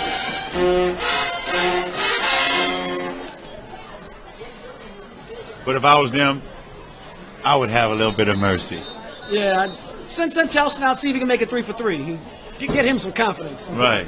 Get this guy some confidence. Hey, put in some of these underclassmen and let them get a little bit of experience now and enjoy this homecoming experience. So, ball is at the 36-yard line of the Pelicans, 1st and 10. And let's see what their plan of attack is going to be for the duration of this half. This could probably be the last possession of the first half. Alex Hebert under center. I formation. It is a standard I. One receiver left, one right, one tight end. Hebert is going to hand it off, and that's it's a reverse. Chelson Allen holding it. He's looking. He's still on his feet, and he's going to finally give up the ghost and be brought down around the 32-yard line. 33-yard line, so he lost about 3 yards. I thought we really were going to see a triple threat, Joker. Yeah, I thought we was too. To me, I think that now they're just trying stuff out of their playbook now. They have a cushion, they have a little lead, so I guess why not? But in a sense, I would just run the ball and try to get out of this first half. It's like it's a day at the playground for him. Yeah. I formation. 2:47 to go in the half. Hebert hands off DeMarcus Franklin around the left side between the guard and tackle. Still on his feet. He's going to push it up to about the 38-yard line. So that's a gain of 5, and it'll set up a 3rd and 8. It's a good run. I don't blame him for running that last play because you kind of want to see how that play operates in game time against a real team instead of practice and a real game situation. Can your guys execute it? Yes. It looks like they executed it, but Glen Oaks snuffed it out. Right, exactly. So we're going to bring up 3rd down and 5. We got 2 minutes and 15 seconds left before halftime. Alex Hebert is under center now in the I formation. He has Kevin Ransom, and he gives the ball to DeMarcus Franklin. And here he goes. They were grabbing near his shoulder pad. That looked like a bit of a horse collar. He's very close to the first down marker. He's about a yard, exactly a yard short. They're going to mark him at the 45. Which will bring up 4th down. I'm pretty sure they may go for it here to be able to keep the offense rolling and keep the time off the clock. It was a timeout, an injury timeout on the field. We have a Glen Oaks Panther down on the field. It looks to me to be number 50, or it may not, or is it 60? It might be. I know they have a 50. They have a 50. It's way on the far side of the field. Yeah, that is number 50. You were correct, sir. I don't see number for that caller ID, but they've had a couple of players. Like even Coach Clark told me beforehand, for example, that he had a player, Devin Claiborne, is wearing number 70 tonight because his white jersey was torn. He normally wears a number in the 60s, so they might have had a little confusion at the laundromat there. We're under 2 minutes to go. 4th down, 1 yard to go. Ball is at the 45-yard line of the Pelicans. Looks like they're going to go for it, try to keep that clock running. This actually could be a big stop for the Panthers. They could stop it in Port Allen territory, but the way Port Allen's been running the ball, they're probably going to get this first down. I think there'll be a good chance they get it. I would give it to Kevin Ransom right up the middle. And they do. Actually, Hebert keeps it. He goes around the sideline. He's still on his feet. He's still on his feet. He has a blocker. 15, he has a blocker. 10, looks like he's going to score. Wow. Let me tell you. I can't be mad at Glen Oaks for getting faked on that play because they faked me out on that play. I thought Ransom had the ball like you said. He did. And there's a flag on the play. I did too. That might be a clip. And it is. It's against the Pelicans. That's a stop foul. It will be a first down, but it's going to be first and about, I believe that's a 10-yard penalty in high school. Yes, it is. So it's at the 25, so it'll be first and 20. And actually, Eric, I didn't like that call. I really didn't like that call. Both of them was running down the sideline. I think that the defender kind of just tried to turn his back as Hebert was going by him, but he was blocked. I thought it was a bad call. I really did. I thought that the defense had tried to sell that call. It was sort of like a flop, but hey. If you ain't cheating, you ain't trying. Right. But be that as it may, has the Port Allen Pelicans. The ball is on the 25-yard line. It's only first and 10. My bad, folks. Correction on that. Pass, caught, brought down quickly at about the 24-yard line. And that pass was caught by Zaylon Bellamy. It looks like going to bring up 2nd down. It's about a 4 yards gain. Actually, about a 3-yard gain. It's going to bring 2nd and 7. Alex Hebert comes out. Throws the ball out to the flat to Chelson Allen. Well, thought we were about to see a repeat there. He was open. Yeah, he was open. Just barely overthrew him that time. Now we have under a minute left. We have 40 seconds left. We're going to see what the Port Allen Pelicans is going to do here. They're actually trying to get the ball into the end zone, which kind of surprises me, instead of trying to run the clock out. Right, I'm a little surprised that, unless they're just trying to test some plays out. Anyway, 3rd down, 8 yards to go. Ball at the 24-yard line of the Panthers. He's in the shotgun. He looks like he's going to try to actually score I think they're going to throw before halftime. They have a big and man there it is. downfield, and they got it caught complete to Zaylen Bellamy. I don't think he's close. He's close. The line of game's at the 16-yard line. So it's going to depend on the spot of the ball. He's going to be short of the 16. Looks like about the 18, so it'll be 4th and 2. And I don't see why the Pelicans just don't come out again. That play took only 8 seconds. We have 32 seconds left. Port Allen calls a timeout. And Port Allen with a timeout. So they're hell-bent on scoring before the half. Got to be. They called timeout with 32 seconds left, up 42-6 in the first half. Yeah, wow. I'm Coach Clark. I don't know how kindly I take to that. I wouldn't like that at all. I would really kind of take it as a little disrespectful, you know. Let's go into halftime. Hey, you guys are beating us. You're beating us 42-6. You beat us every kind of way you can, offense, defense, special teams, and now you're calling a timeout to try to score once more. And I think they really are trying to go in with 50 at the half. I was joking before, but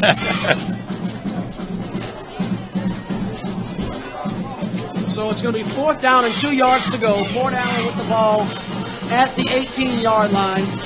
I formation, standard I. In the backfield is Kevin Broussard. He's going to run around the left side. He has some space. He's got it. First down.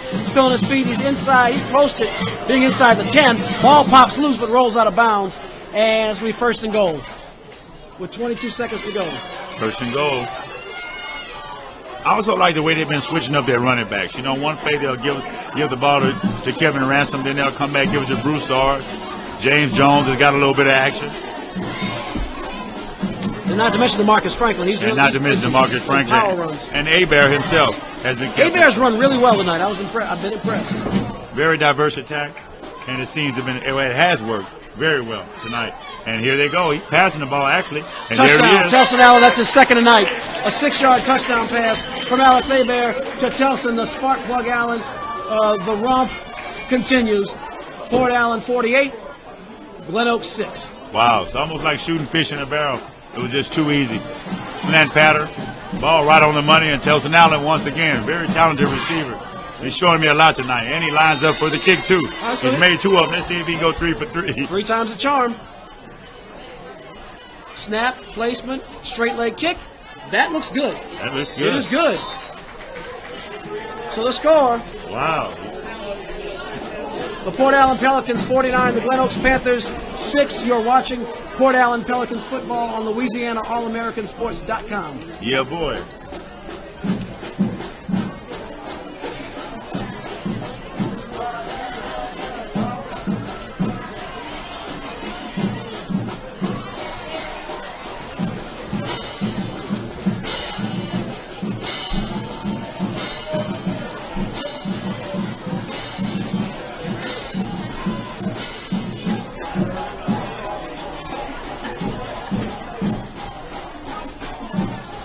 So here come the Pelicans to kick off, and it looks like they're going to turn the kicking duties over to number 22, Malik Adams. They're going to give the spark plug a rest. Adams kicks a wobbler, a knuckleball. It's going to be fielded around the 25-yard line, scooped up, and still on his feet, the kick returner. That's Duncan, and he's finally going to be brought down as he lost yards on that, lost about 3 on the return. Yeah, he was trying to make something happen and didn't do much. Yeah, wait. There's only 9 seconds left before halftime. The temperature's dropping here, you know. Sure is. We say down here it's getting a little Irish in the parish, you know what I mean? But it's okay though. This should be the last play of the first half. Yeah, they might be able to sneak 2 in, maybe.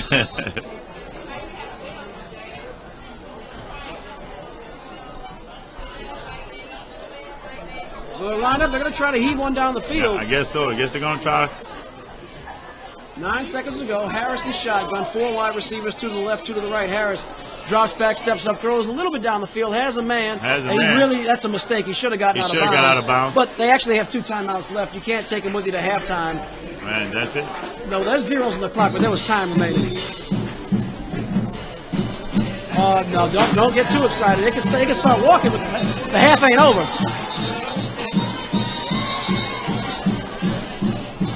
And that's Glen Oaks' second charge timeout. They called timeout. Should be like about 2 seconds left. Looked like there was about a second and a half, maybe. You think so? Yeah, at least 1 second. I saw when they called the timeout. I was wondering why. The Panthers did have 2 timeouts left, and I think that they called one. People were leaving the field and going in for the halftime. They knew they called a timeout. That's trying to be slick. Oh, let's just run off the field and hope they forget about it. No. No.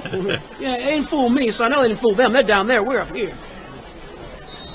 But this will be the last play of the half. As it's first down. Ball's at the 48-yard line of the Panthers, and so they're going to try, I guess, maybe a little razzle-dazzle, hope they can get something going and maybe sneak out with a few points for the half. Twins left, twins right. Harris, the quarterback. 2.2 seconds remaining in the half. Harris drops back to throw. He steps up. He goes way down the field near about the 20, and it bounces off the hands of Lorenzo Osborne. Almost intercepted. That's the end of the half with the score. The Port Allen Pelicans absolutely smothering the Glen Oaks Panthers at halftime, 49-6. You're watching Port Allen Pelicans football on LouisianaAllAmericanSports.com. So Joker, we've had a first half to remember if you are with the Port Allen. With the Port Allen fan base, if you are a Pelicans student or parent, you are probably hoping they hurry up and get it over with. As the Pelicans have had their way here in the first half. Oh, pretty much. I mean, on every aspect of the game, on the offense, on the defense, on the special team, they blocked 2 or 3 different punts. They was able to kick off and get a fumble on the kickoff after scoring. So they've scored pretty much any kind of way that you can score. It's been very, very impressive. I think they may have kind of rubbed it in a little bit, but that may be because of the loss that they took last week from Parkview Baptist. And before that against University High. I mean, right, exactly. They want to salvage a little bit of their pride on this homecoming night. I am totally confused.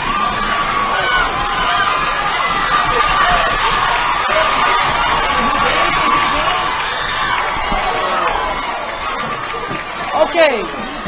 What just happened here? The teams are walking off the field. The clock showed 0. Someone's going to have to explain to me what just happened. And all of a sudden we saw the ball. I guess it was a fumble of some sort? It was a fumble, the quarterback fumble. And then we see number 34, Brenton Brown, scoop it up, and he almost housed it. They almost did go over 50 before the half. Wow. And we're just talking about the game and being able to see if we can get some word from the official. Mr. Referee, what happened? What happened? They gave him an extra play? Okay, so Eddie Harris on the one downfield, the one that bounced off Lorenzo Osborne, there was a flag thrown for roughing the passer. That gave the Panthers one more untimed play.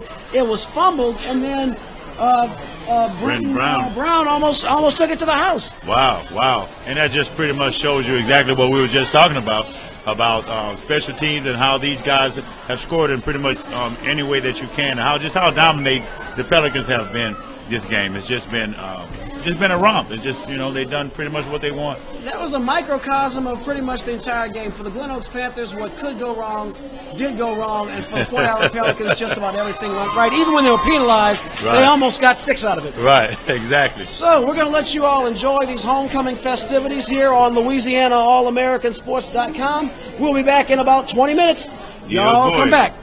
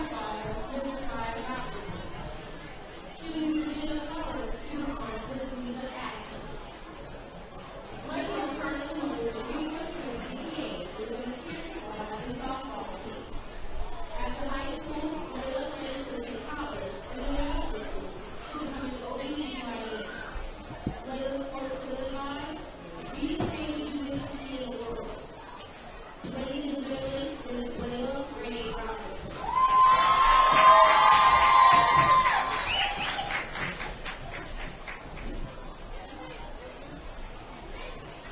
Our first senior maid tonight is Ms. Caitlin Dunn.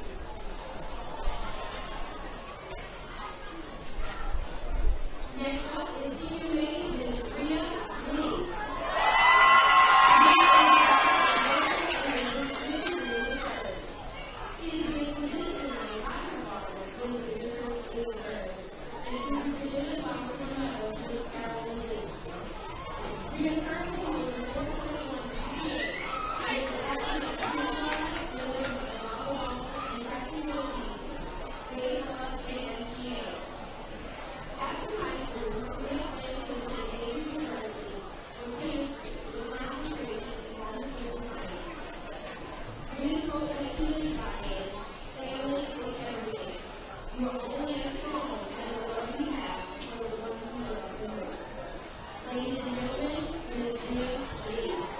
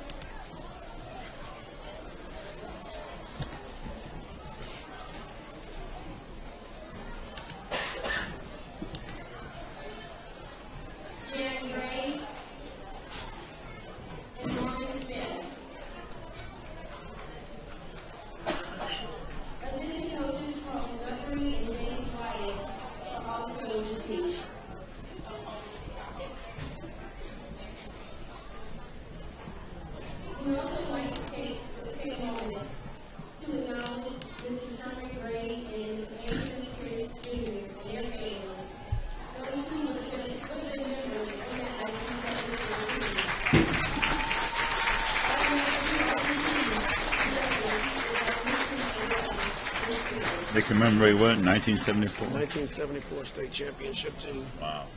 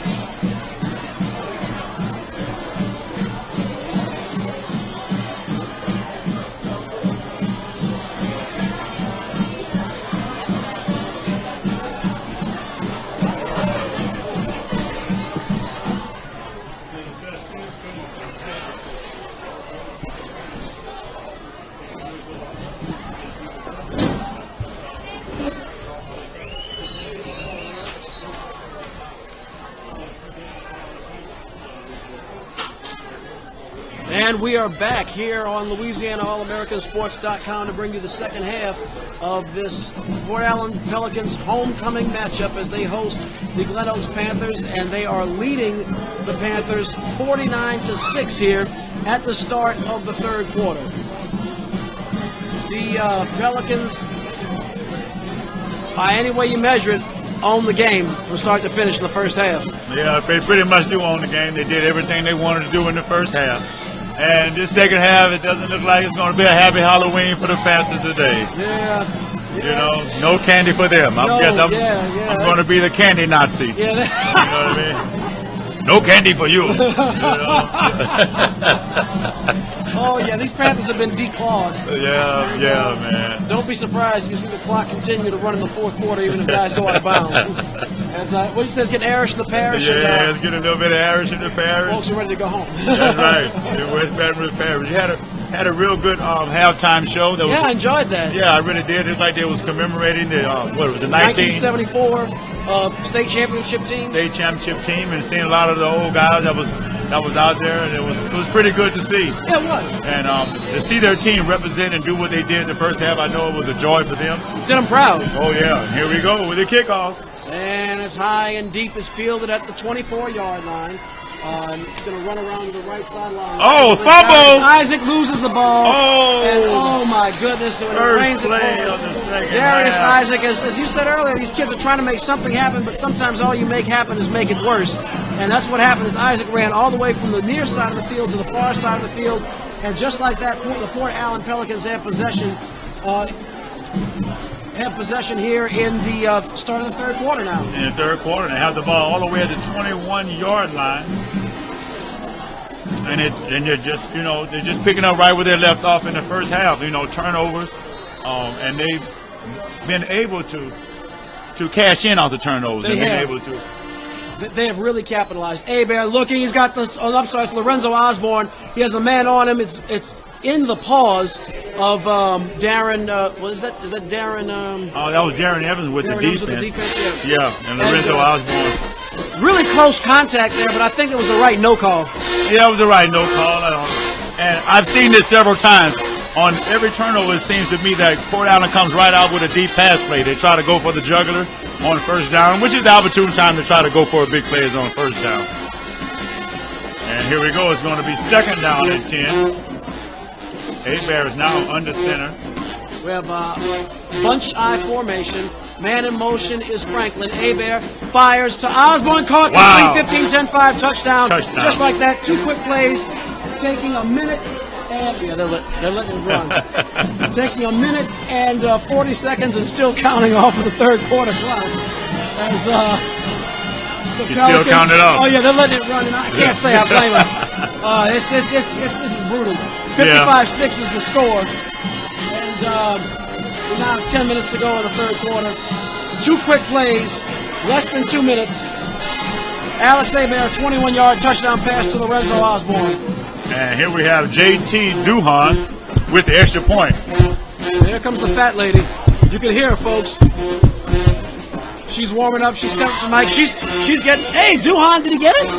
No, must have gone wide. Really hard to see at this angle. Yeah, it looks like he came up a little bit short that time. It looks like they may be bringing in their second team. They still had A-Bear out there. I didn't see Telson Allen. I didn't see him come out. He was 3 for his last 3 on point after that. Keep it going, help him build up his confidence. Yeah, I didn't even see him on the offense though. Me neither. They might be resting. They're letting some of these other guys get in. Get some playing time on homecoming night. Yeah. But I like the way he gave Osborne a chance the first time, and he came right back to him on the second time. And that was a great catch because the ball had a little muscle on it. Yeah, it did. He got to stick to his hands on the second effort. And here we go with the route. Set to kick the ball off once again. They did this not too long ago. And there's an end-over-end kick. I like that one. And it's going to be around the 30. That ball is live. That ball is... They held on to it by the skin of their teeth, by the hair of their chins. And that was another example of not being focused and no discipline. The special teams, especially the kickoff, should know that that's a live ball. But the way he looked at that, he thought it was like a punt. COACHING, like we talked about earlier. They've got to... I know that they're obviously spread a little thin, but they've got to find a way to focus more on special teams in the next coming season. Yeah, Darius Lawrence is the one who covered up that ball at the 11th hour, because this could have gotten ridiculous. And here we go. Eddie Harris, first down. Hands the ball off to Stafford Anderson. And he looks to maybe get about...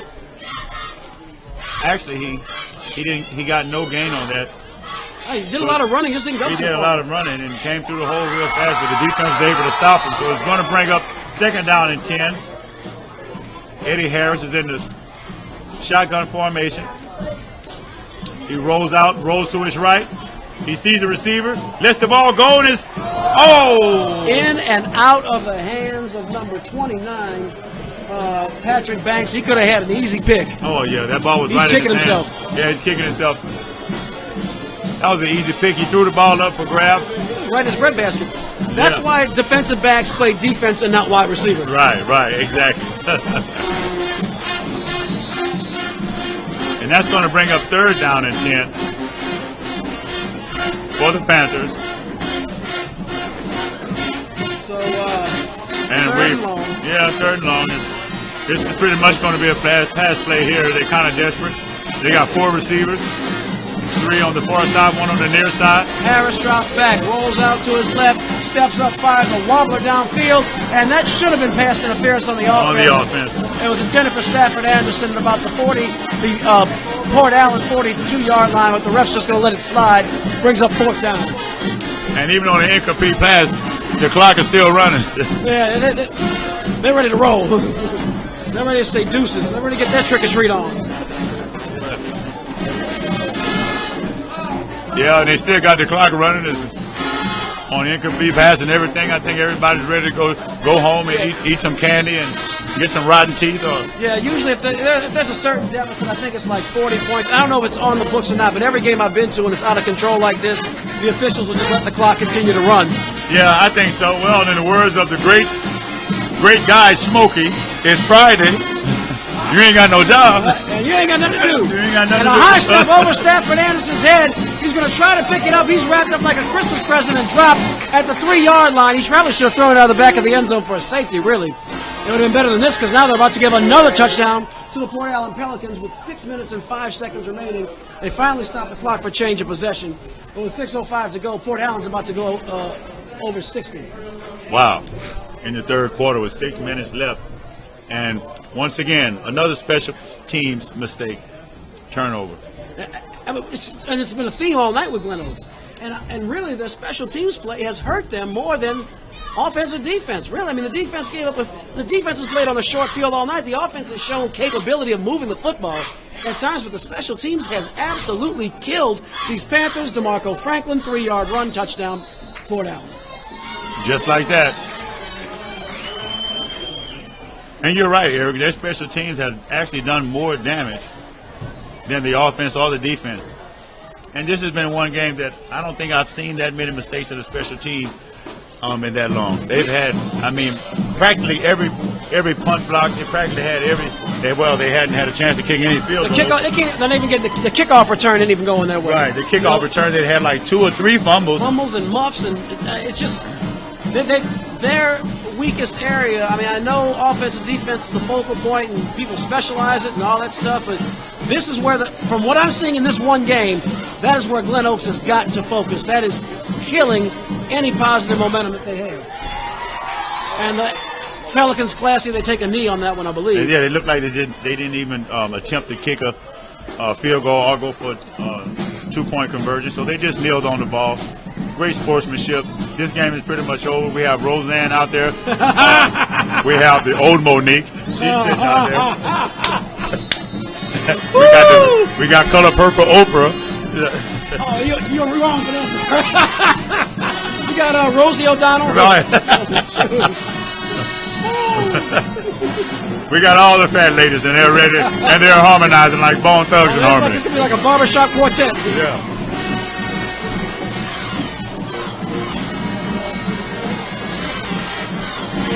So JT Duhan set to kick off for the Port Allen Pelicans. And, oh boy, it's cold out tonight, baby. Yeah, it's cold out tonight. It makes you almost want to have one of those like mercy callers when they have it like in youth softball, I think. Just like I think Jen runs in girls softball. Right. Ball was fielded at around 20, and you see now that's what they're doing. They're trying to get fancy and make plays. And there's Darius Lawrence. And he almost lost the ball earlier tonight. Oh, no, I'm sorry, that wasn't Lawrence. That was Dungy. But still, they're trying to run left and right. Just get there, get down, get the first down, and run with it. 10-yard return, and you hold that ball like a loaf of bread, and bad things can happen. Exactly. And, they're trying to do too much, and it's backfired on them every time. They've lost yardage. They fumbled the ball. Trying to do a little bit too much. And here we go. They have the ball on the 30-yard line. Harris. 1st and 10. Pump fakes, is wrapped up, still on his feet. Good job evading the sack. Wow. Still on his feet. Well, he's been back there for about 10 seconds. Finally floats up a duck. It's going to skip just short of Darren Evans. And Darren Evans was wide open down the field by himself. Evans has the long touchdown for the Panthers. He's been open a few times tonight. He's been open a few times, but with the pressure that the defense put on him, Eddie Harris couldn't set his feet and be able to get the ball out to him. So great job, once again on the defense of Port Allen. They've been good in every aspect of the game. And they just smell blood now, so it's just... Oh, they're having dessert. Yeah. They chopped these Panthers up into shark chum. They put a little Tabasco sauce, some red pepper. They're having chum soup. There's a floater down the field right into the... Oh, he caught it. And he's got the ball all the way down inside Port Allen territory at the 33-yard line. The pass complete to number 3, Derek Garner. Garner on the reception from Harris, and that is a big, long 37. We'll see what they spotted. 37-yard bomb. 37-yard bomb, man. It was a nice play. It was only one of the bright spots that they've had thus far. And that's what's got to be frustrating for the parents and the players. They've shown that they're not incompetent. They've shown they can move the ball. It's not the first long pass that the Panthers have had. They moved the ball, but they've done everything. They've done everything to shoot themselves in the foot when that crossroad has arisen. Exactly. Harris. And here we go. Harris once again. Pump fakes. He's in trouble. Close it, call complete to Anderson. Anderson to the 30, 25, and run out of bounds around the 24-yard line, brought down by number 34, Bretton Brown. And he's going to be about a yard shy of the first down. Good pass play that time. Harris was in duress. He was able to elude the defensive player and get the ball out to the flat to Anderson, and he got some yardage out of it. Good run after the catch. Yeah, good solid play.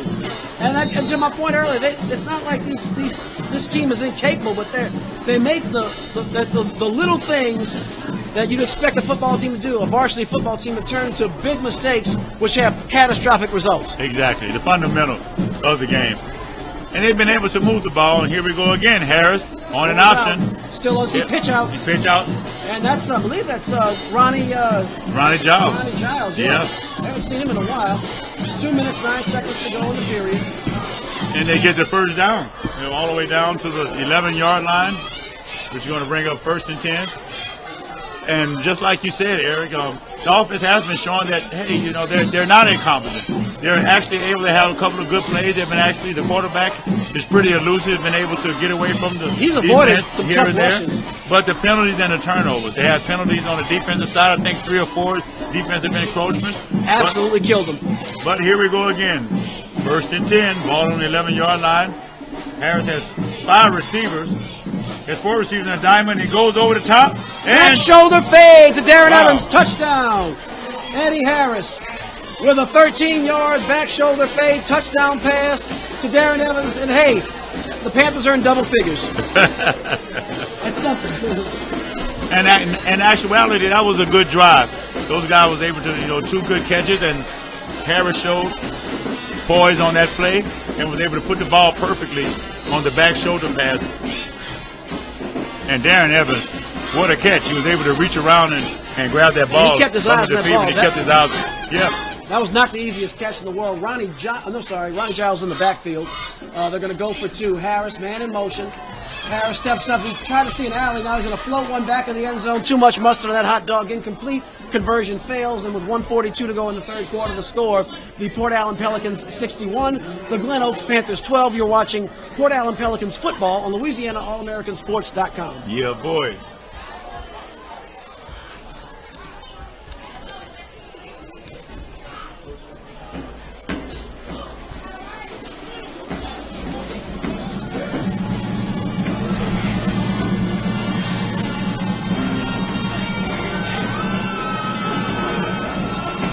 So remember to tune in tomorrow morning on the Louisiana All-American Sports Show. Tomorrow morning at 11 a.m. on 96.9 FM in Baton Rouge, WHYR.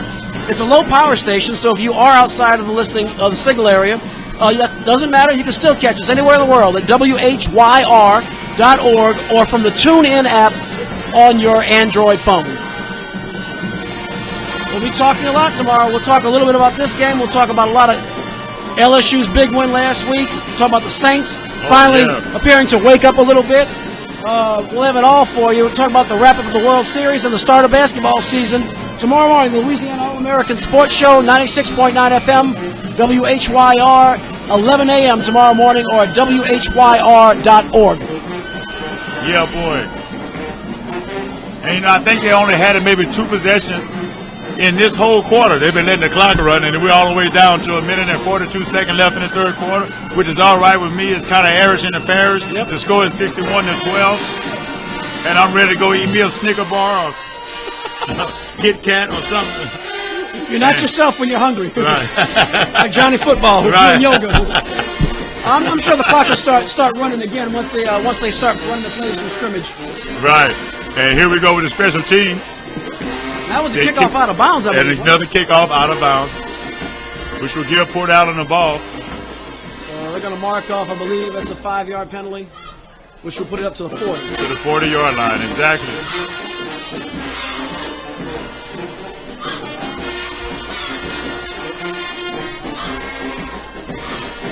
And I think Port Allen now is probably just going to try to run this clock out. Don't get too fancy. Yeah, just get out of here, no injuries, and go enjoy the celebration. Just get out of here and enjoy the celebration, the homecoming celebration. Great win for these guys. So they didn't walk it off. It's at the 35. Hebert pitches out. That's a new running back. I haven't called his number all night. That's number 32. And a new quarterback. New quarterback, too. That was Harold Jones with the pitch. Oh, okay. I think they're taking the Hebert out. I got so used to seeing him and calling his name. Yep, so Harold Jones in the game now. And you got to get that young talent in there. You know, this guy might be starting in 2 years or next year. I think I'm pretty sure Hebert's a senior. So you got to get those guys going. You got to get them some real game time action as we're coming up on the final minute remaining in the third quarter.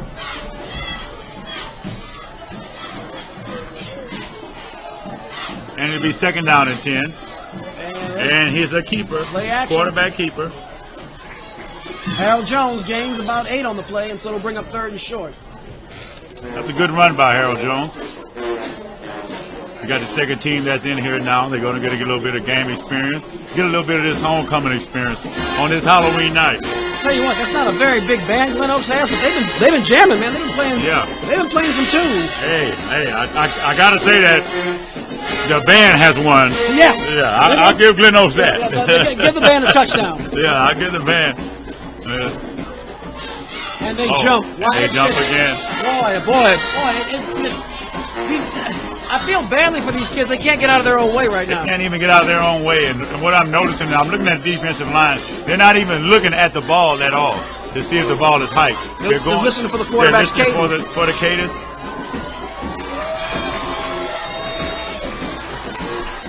So another first down. Undisciplined. Another first down. Makes it an automatic first down. Takes the ball all the way up to the 49-yard line. And here we go again. Another run play right up the middle. So Jones gives it, and that's just like Brenton Brown. Brenton Brown again.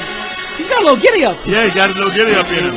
Him and what was it with Franklin? Was it James Jones? No, you're talking about the big guy or Ransom, the other quick guy that.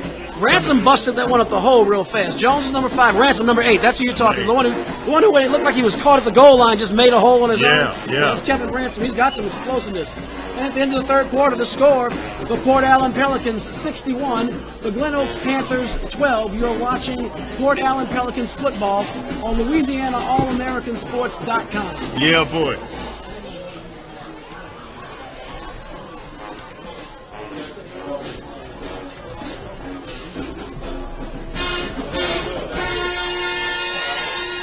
I think there may be just a little over 20 people in that Glen Oaks band.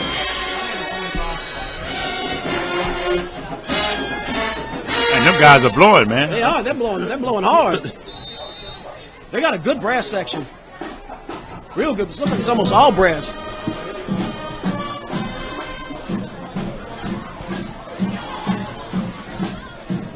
It's a thriller killer night. They got a little Halloween music going here.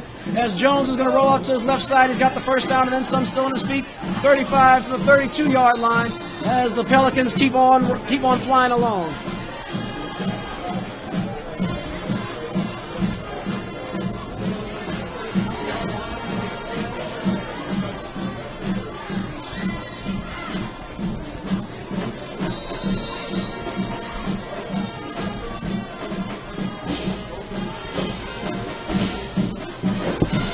And the Port Allen Pelicans just rolling right along.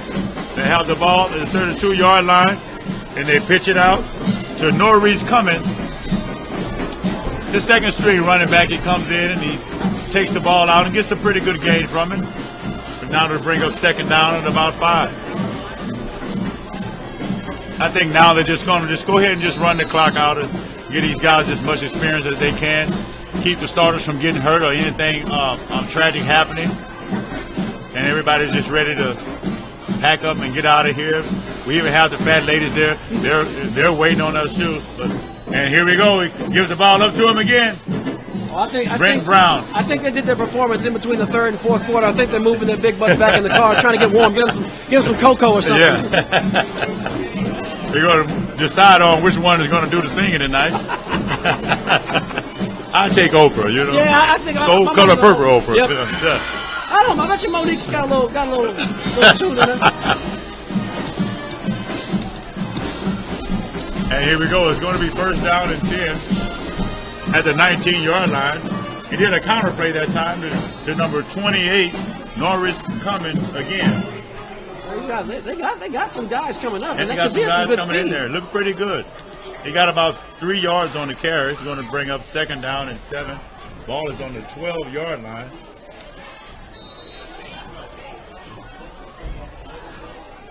Port Allen comes back up to the line of scrimmage. He's just been handing the ball off. Yeah, nothing fancy. And nothing fancy, just right up the middle. And here we go again. Cummins up the middle again. And he pushes his way all the way down to the 7-yard line. That was a good second effort by Cummins. Yeah, it was a very good second effort. It looks like the Glen Oaks Panthers smelled the play out. And even the second team is moving the ball right now against these Panthers. It's going to bring up third down, actually. About 2? No, more than that. Like it was, yeah, about 2. And here we go. The quarterback keeps more than a woman. They got some tunes over there, man. Yeah. I got to give the brand their props. And it looks like he got a first down. He's going to be very close to the first down marker. Right at the 5-yard line. Right at the 5-yard line. The referee signals fourth down, so it's going to look like they're going to bring the yardsticks out for a measurement. Inches, if that's the case.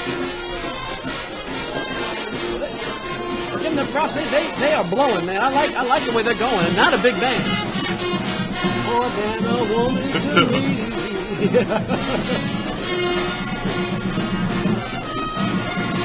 Yeah, I got to give it to those Glen Oaks Panthers high school band. The only bright spot that they have out here tonight. They're keeping them. They're keeping the spirits high. That brass section they got is awesome. They're good. And they got. I said they're probably no more than 25 in the band. I'm looking at 1, 2, 3, 4, 5, 6, 7, 8, 9, about 12. Half of the band is brass. Half the band is brass. I only see one bass drum. Right. A couple of cymbals players. A couple of cymbals and maybe 2 tenors and 1 snare. 1 snare, yep. Which is really unusual. But you know, they're working with what they got, which it sounds great. Sounds awesome. Yeah. And they're very on point. They're very in tune. They sound exactly like the song. These guys are amazing. They're pretty good. They play well together. First and goal, ball's at, let's just more like the 4-yard line. And Jones hands off. I believe that's Cummings with the ball. Touchdown. The route continues with 9 minutes to go in the game. And that was Norris Cummings with the touchdown. He wanted to get it in on the action. Now the score is 67-12. Wow. Turn out the lights. The party's over. They say that all good things must end. Call it a night. The party's over until tomorrow starts the same old thing again. That's my best Willie Nelson impression. Or Danny Don Meredith, depending on who you think I'm imitating. 9 minutes to go. Port Allen try for point fails, and 67-12. It's a 55-point game. In the first half, Eric pronounced the time of death, and now he's just done the eulogy.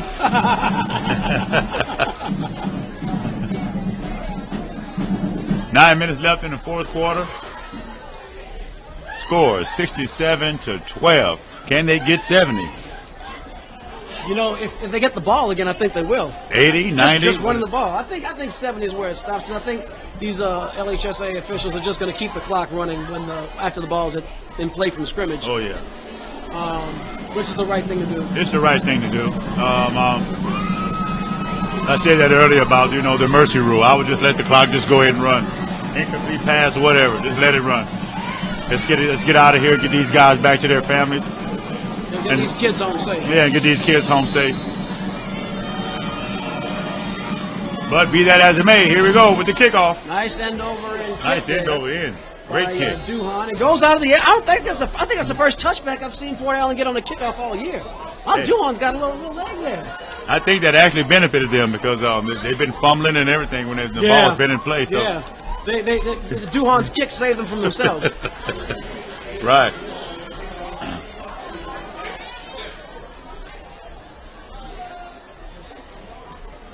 So, the Panthers are going to try to drive down the field, maybe salvage something, see if they can cut this down to a 6-possession game.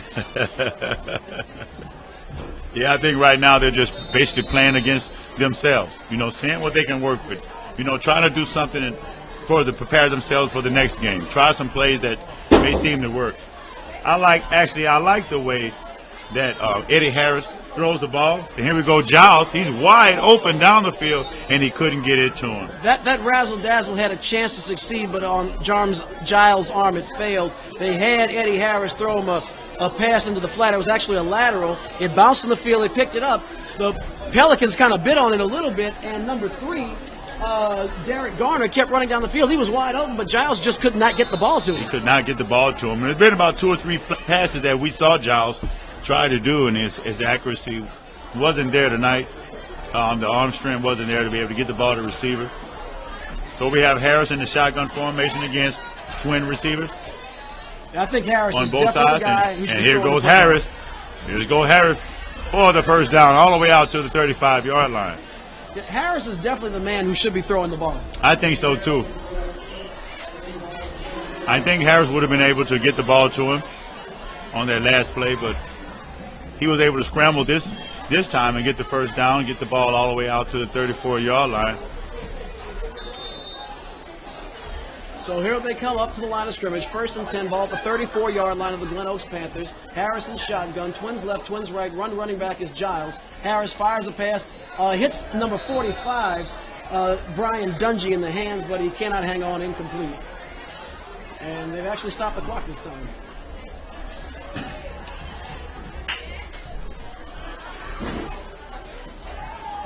Great try for the ball, but he just couldn't bring it, couldn't corral it in. And now it's going to be bring up 2nd down and 10. Harris is in the shotgun formation. We have twin receivers, and he sees the middle, and he takes off running. He gets the 1st down. He crosses the 50, all the way to the 47-yard line of the Pelicans.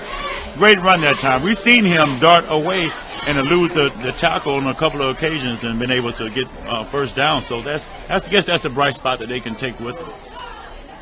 They clearly can move the football. You know, they are able to move the football. We can see that. Yeah, and actually on their last possession, they was actually able to score. Really, yeah. So this time, maybe they can take some of this momentum with them on the next game. I just hate to see these guys not win anything this whole season. I agree with you. It's just something you don't want to see for young people. Darren Evans is still in the game. They've had some success with him. Oh, Harris hesitated on the pitch out to Giles. He's wrapped up and sacked. That's number 14. I believe that's number 14 for the Pelicans. B.J. McClay with the sack. That's going to be a 3-yard loss on the play, which is going to bring down 2nd down and 13. That should be 3rd down. I guess not. So 2nd and long.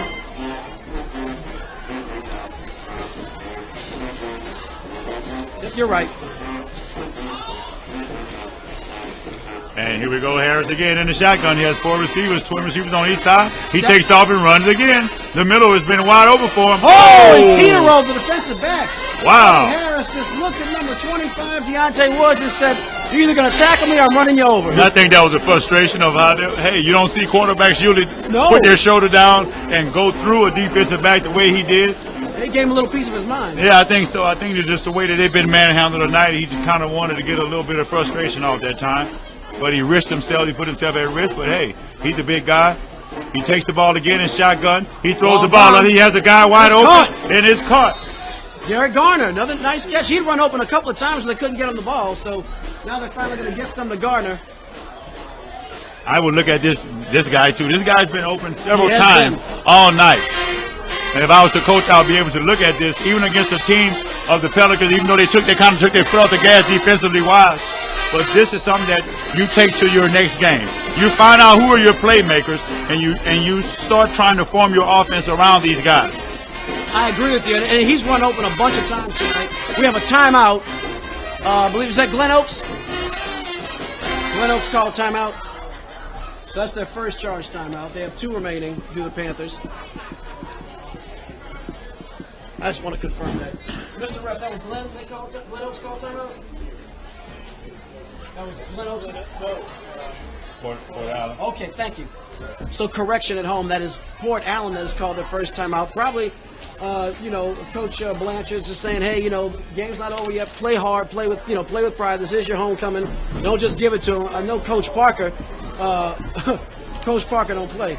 He's probably saying, hey, let's act like you want to stop these guys. I think so too. I think him by having a second string defense out here, he wants these guys to play a little bit harder. Because they just scored on that possession before that, and I think he don't want to see a pattern. He wants to see these guys play hard. And if they want to make this team and be a first teamer next year. You hit the nail on the head right there, Joe. He's like, act like you're playing for something. Right. Shotgun formation. Looks like Giles is back under center, or receiving the snaps anyway. He hands it off. Goes 3 yards in a cloud of dust. Might have gotten 2 yards on the play. No, that's something I don't agree with. Harris has been doing good. He drove him all the way down the field. When you get down here, now all of a sudden you want to put Giles into the game. Maybe he just wanted to try to change up and get a look at him, but hey, if it's working for you, keep doing what's working for you. I don't get it. I mean, you want to pick your confidence up a little bit. I mean, hey, 3 touchdown game that's something for your offense anyway. The defense and special teams need a lot of work, but that's something to say. I think you got to get your confidence up. Giles pitches out. There's Stanford Anderson with the ball, tries to run a man over. He's very close to the goal line, but I don't think he got in. He should be down around the 1. He didn't get in, Eric. He came up a few inches short, which is going to bring up 3rd down and goal. 3rd down in inches, actually. They're looks like about a foot away from the end zone. This will be a great morale lift if they can be able to at least put the ball in the end zone. They hurry up, back up to the line of scrimmage. Giles has the ball in the shotgun. He takes it, and he takes it himself, and he scores. Touchdown. He broke the flame. So Ronnie Giles with a 1-yard run makes the score. Glen Oaks 18, Port Allen 67. And, hey, they did cut it down to a 6-possession game. Yeah, hey, you called it. So, so we look at this Glen Oaks team, and look, their offense came on the road against a credible defense, and Port Allen scored 3 touchdowns. So that is not the biggest problem they have. The defense has been playing on short fields all night and has had missteps, penalties, missed very shoddy tackling, and the special teams has been absolutely just a black hole. It's been a real black hole, and you hit something, you brought up something, Eric, when you talked about the offense has actually went down and scored 3 different times. And the special team has actually given up. Conversion's good. Conversion has been good. Good. Giles to Dungy. Oh, they just... Okay, so the refs, thank you very much. They helped us out here. They called, there was a penalty against, it was a dead ball foul. Okay, so we had a dead ball foul. The Pelicans encroached, or they went offside, so there was no play. So the Giles one did not count. Giles, now, that was half the distance to the goal, which was about an inch. And on the ensuing play, after the penalty, Giles threw a 1-yard touchdown pass to Brian Dungy. Under 5 minutes to go. Under 5 minutes to go, and like you said, getting back on what we was talking about, the offense has scored 3 different times. I think the special team have at least given away 3 touchdowns. Yes. They got a kickoff when they got the ball on the 1-yard line once. They fumbled. They've had they've had 2 or 3 fumbles on the kickoff. Right, yeah. And on to give Port Allen the ball right at one of them, they gave him the ball on the 1-yard line, I think, with a punch snap that went over the punter's head. That's right, went over his head. That's a touchdown that they gave him. So they gave up at least 3, and they've scored 3. So I think you're right. The offense doesn't. They can have a chance. The special team would have been able to play at least. Fundamentally sound. Right. They don't do anything bad. Right. Don't do anything bad. Who knows? I'm not saying they would have won the game, but if we got close, it would be probably about a 3-possession game, give or take. Right. With 5 minutes to go, it's not saying much, but stranger things have happened. The other thing too is the clock wouldn't have begun running off so much in the second half, so you never know. It could have been a whole different game. If I'm giving advice to Coach Clark, which is probably worth anybody's advice. If I'm giving advice to Coach Clark, I'm like, man, get somebody on those special teams. On those special teams every day. Get some freshmen just want to play. Like, look, your only job is not to mess up on special teams. Special teams. And they gave up a kickoff return. I forgot about that. You're right. So they gave up a lot of points. Awful special teams plays. Right.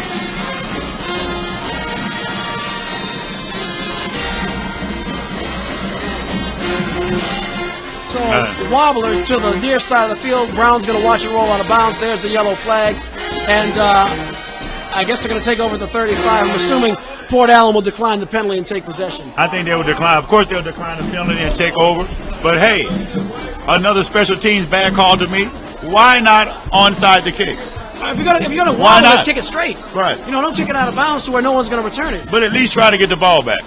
I mean, you're down 67-18. I know it doesn't matter, but hey, you can work on your onside kicking right now. Squib it or something, Right, at least squib kick it or do something. And let me tell you, onside kicks take a lot of work. That is, of all the things that look easy when watching in the NFL and in college, that's something you have to practice a lot to get that ball to hop properly. That is not an easy task.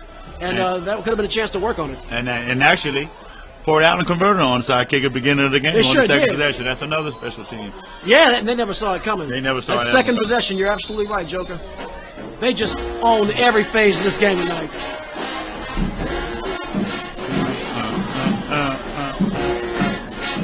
So it'll be 2nd and 7, ball at the 44-yard line.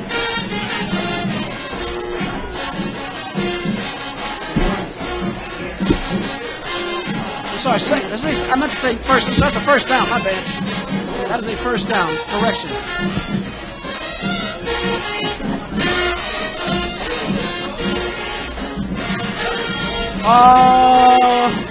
What?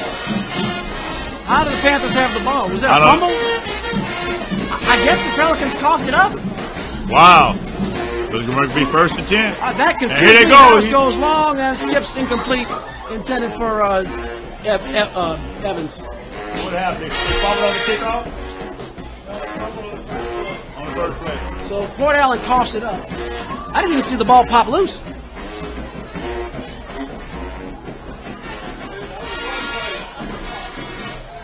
So they ran the ball, coughed it up, and so Glen Oaks will get another chance to narrow the score a little bit, maybe get over 20.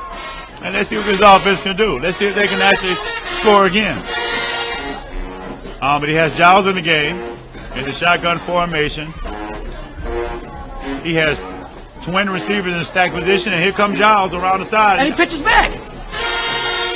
He pitches the ball. Yeah, that was a pretty good play to Anderson. Yeah, I thought he was going to take off and run with it. He saw Stanford Anderson. He knew he was going to get tackled, so he pitched it out. And so with 4 minutes remaining, another first down for the Panthers at the 34-yard line of the Pelicans. And that's the first down. Why didn't we see it in the first half? And where was this execution? Because the Port Allen defensive scheme has not changed at all. It's the same four-man rush, maybe blitz in long situations, and just a base vanilla defense that's worked all evening long. And here we go again. First and 10, ball on 35-yard line. Here comes Giles. He goes deep. That was a duck. Why is Giles throwing the football? Harris, to say that Harris is the better passer is an understatement. And here comes Harris. Giles is leaving the game right now, but I'm with you, Eric. Giles is pretty good with the option and pretty good at running the ball. But why would you want him to throw deep? He hasn't completed, I don't think, one pass tonight. I think a 1-yard pass. Maybe. I don't even remember. I don't remember it. It's pretty forgettable. Yeah, we got Harris back in the game. It'll be 2nd down and 10. Ball's on the shotgun formation. Harris rolls out to his left, throws one down the field right into a sea of blue. And actually, hey, I'll tell you what, Darren Evans almost got his hands on that ball. He's right near the sideline. But good effort. He did, but you can see the big difference between the quarterbacks with Harris and Giles.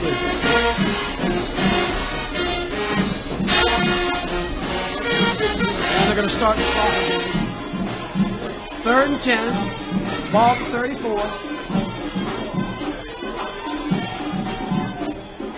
Harris checking, looking over his receivers.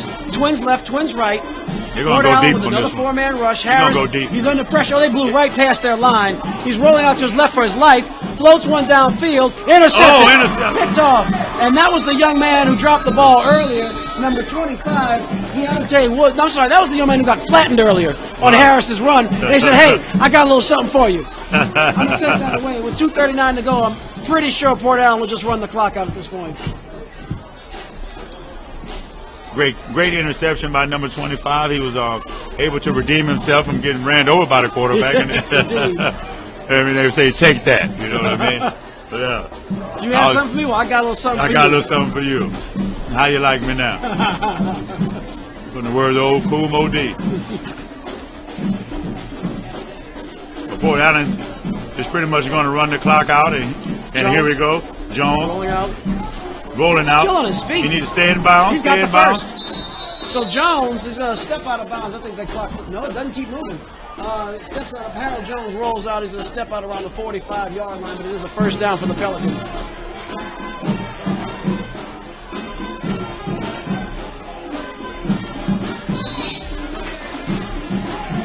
Now it's just pretty much a formality. Now the Port Allen Pelicans is going to run the rest of the clock out here. Been a very, very lopsided game. We've seen a lot of mistakes by the Panthers, and maybe they can take some of this game tape and burn it. Jones on the play action is going to roll out to his left, forced out of bounds around midfield. And a little extracurricular activity almost took out the cheerleading squad as Jones is finally brought to a rest on the track field.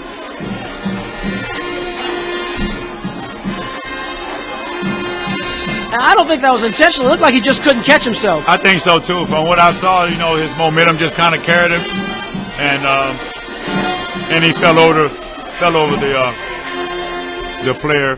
I don't think it was intentional at all. They called delay a game. Delay a game on the offense. So there was no play. That's going to actually march, instead of being in midfield, it's going to go all the way back to the Port Allen 40. Wow, he's moving it back even further. The 35. What type of delay of game was that? Was it 15-yarder? That was it. They marked off 10 yards. I'm very confused. Okay, I don't know what that was about. I don't know what that was about either. I would try to get a clarification, but hey, right now it's only a minute, 42 seconds left. Unless it was a personal foul, maybe? I mean, maybe they're saying somebody shoved somebody after. I don't know what Actually, happened. I didn't even see the play clock run out because they never got a chance to even set up. I think maybe at the end of the play when he pushed him out of bounds by him holding him or not letting him up to get back to the huddle or some type of activity that way. Well, the players. That's what it was. And it was they called a first like a from delay. The 50, yep. Yeah. So that's what it was. That's what it was. It was a personal foul delay of game. So from the 50 back to the 35, that would be a 15 yards. Yes, sir. And here we go. We're right at 1 minute now in the fourth quarter. The score is 67-18. You heard me right. It's 67-18. No, it's not a basketball score. This is actually a district game with the Port Allen Pelicans. Now they're just kneeing on the ball. And stopping the clock with 50 seconds to go. Wow. Another delay of game. Did he call timeout? No, it's another delay of game. Another delay of game. Wow. This is crazy. So instead of letting these kids take a knee and get out of here, they're going to stop the clock, mark off the delay of game, and what's truly garbage time. I know they're trying to do their jobs with the clarity, and I can appreciate that, but come on. Yeah, come on. We got food to eat and candy that's sweet. That's right. And once again, happy Halloween to all the listeners that's out there. 3rd and 30. I'm going to take another knee.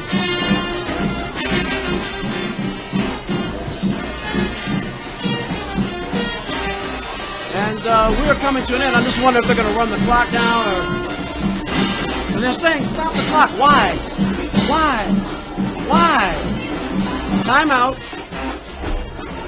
Officials timeout. Why? I mean, I don't understand. It's not the NFL. This isn't even the SEC. Eric, the score is 67-18.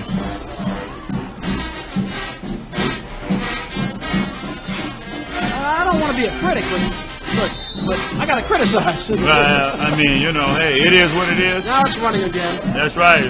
At the Louisiana All-American Sports Show, we tell it. Game clock or even, I don't think the Pelicans need to run another play. And it looks like it's going to be about it. Yeah, the play clock is ahead. That's the end of the ball game. So another brought to you here on LouisianaAllAmericanSports.com. A thorough stomping by the Port Allen Pelicans of their District 7-3A rival Glen Oaks Panthers. Tune in next week, next Friday, November the 7th, as we bring our regular season finale, as the Southern Lab Kittens will host their District 1A rivals, District 6 1A rivals, the Kentwood Kangaroos, next week here on Louisiana All-American Sports. It was a great game all around by the Port Allen Pelicans tonight, wouldn't you say? Great game all the way around. Hey, we talked about it during the game. It was pretty much special teams on the Panther side of the ball that kind of shot themselves in the foot.